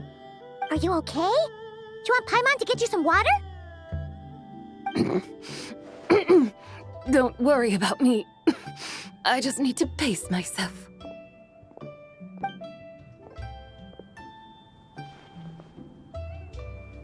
So, regarding your friend and her condition, does even the Lord of Geo have no solution? Zhongli said we should wait and she'll get better on her own. But who knows how long that's gonna take. Is that why her personalities change so easily? Paimon thinks that has something to do with her 3 deadly selves. Zhongli told us that the deadly selves are impure, affecting living things that get too close. The White Horse Adeptus's remnant spirit was attached to the deadly selves for a long time. It makes sense that her temperament and memories would have been influenced by them. But Paimon still doesn't really understand what the 3 deadly selves actually are. Paimon, as you do not practice self-cultivation, I cannot help you fully understand. But you can think of them simply as emotions and desires. The act of severing the 3 deadly selves is a means of exercising wicked desires and cultivating one's true self. I believe other nations have similar practices. In Sumeru, it is known as shattering Atmagraha. Oh, so it's about emotions, desires, and attachments, that sort of thing. It includes those. I wonder, does she still remember what happened in the past? Some of it, but right now, it's like she was suddenly awakened. Like she's still half dreaming. The half that's still dreaming might remember things, but the half that's awake doesn't quite get it. Conqueror of demons, are you looking to learn about Rex Lapis's past from me? You are an old friend of his, so please, call me by my name. But Conqueror of Demons sounds so much more imposing. In days of yore, he was the Lord of Geo, Heaven's Star. Huh? You said the same thing the day you came back. But what does it mean? I'm afraid I can't remember. Hey! Did you really forget? Or are you just pretending so you don't have to tell? Why not ask Rex Lapis himself? Whether I've forgotten might be up for debate, but I am certain he remembers. He must have his reasons for not raising the past, and you likely have similar concerns. I shouldn't have asked. An answer that suits your style, General Olatis. Now that we're on the subject, though, I suddenly remembered something. Which is? In the distant past, there was a feast, which I attended. I faintly recall the Lord of Geo also being present that day. Oh! And then? What happened? Among the dishes served, there was one that could be found in every household throughout Langan at the start of spring. A dish called Flavor of Spring. I suddenly remembered the recipe for this dish. Is that it?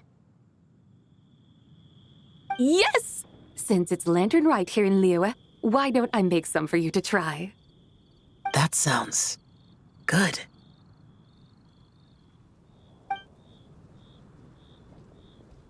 Wow! It might not have been the story Paimon was hoping for, but this looks delicious! The spring breeze stirs. Now is the perfect time to savor this dish. My dutiful guides have gone to great trouble to show me around Liyue. And even the Conqueror of Demons has graced us with his presence. I feel deeply honored. This Flavor of Spring is my way of expressing my gratitude. There's no need for such grand words.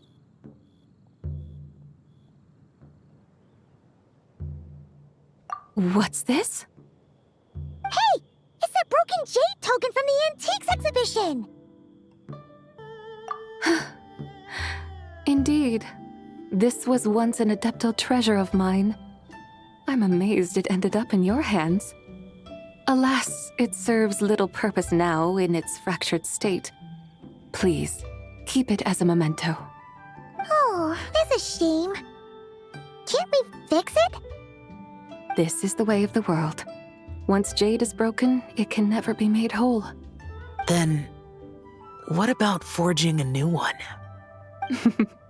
That is a good point.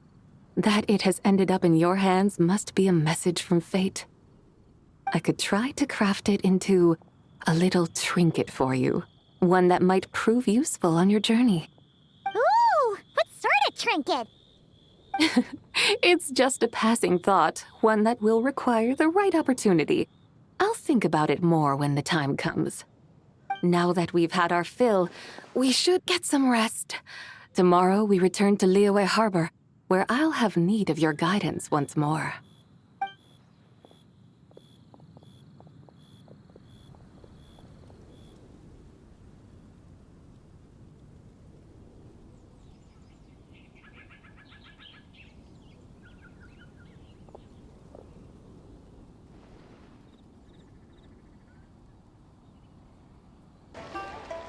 Chi-Chi, the lantern rite is almost over. Do you remember how to make a Shao lantern? Morning, split bamboo, traveler. And get silk, make Paimon. You've got it all mixed up again. They're here again. Yow! Looking good in that new outfit, huh? Hey, it's Paimon! Dr. Baiju gave this to me as a gift. How does it suit me?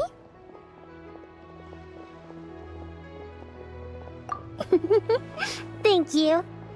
Wow! What happened for Baiju to suddenly give you a brand new outfit, Yao Yao? Dr. Baiju is thanking Yao Yao for teaching me to make Shao lanterns. Chi-Chi and I were just playing together. Dr. Baiju's too kind. Oh, yeah, take a look at this. Dr. Baiju gave me these clothes, but it was Chi-Chi who wove this little basket. Wow, it's beautiful. When did you become so good with your hands, Chi-Chi? I learned to make Xiao lanterns, thanks to Yao Yao. I also made a wish. What do I always say? The White Horse Adeptus answers prayers. Come, help this old man make an offering in thanks. Huh? Mr. Liu? What did you pray for? For my idiot son to finally come to his senses and not change Baiju Guest House's name, which he has. Huh? He's keeping the old name? Listen to this. My granddaughter planted a tea seedling in our village just a few days ago. She made a prayer to the White Horse Adeptus to help it grow. Overnight, her seedling flourished into a mature tea tree. Oh, that sure does sound like a miracle. Could the White Horse Adeptus really have helped it grow? Of course she did. Oh, White Horse Adeptus, how blessed is our family over whom you keep watch. Truly, this is an extraordinary miracle. You must record it in your family history without delay. Of course. Huh? Is that you, Miss Zibai? Indeed. I have a long-term booking at your guest house. Yes, I recall. Mr. Zhongli said to charge your expenses to the Wangsheng funeral parlor, if I remember correctly. That's Young Li. Always making trouble for poor Hu Tao. I noticed when you were here last that you bear a striking resemblance to the pictures of the White Horse Adeptus in my family history. You both have golden eyes. Perhaps fate has had a hand in our meeting. And a glad meeting it is, Miss Zibai. Now, why don't I gift you some tea from my garden to celebrate this encounter? We grow Sunglaw tea there, and it has quite the reputation throughout Yilong Wharf. I hope you will accept it. Oh! Sunglaw, buy 10 boxes, get half off teas, back on the menu. Buy 10 boxes, get half off? Don't be silly. This is a gift. It's free. Woohoo! Nice! Thank you so much, Boss Liu. There's no need to thank me. You're a visitor from out of town, which makes you an honored guest. Make yourself at home. Lantern Rite may have ended, but the streets are still bustling with activity. Make sure to take everything in, meet some new friends, and enjoy your time here. And that goes for you kids as well. Happy Lantern Rite. Got it, Mr. Liu. Happy... Lantern Rite. Yeah! Happy Lantern Rite, everyone! Happy Lantern Rite indeed.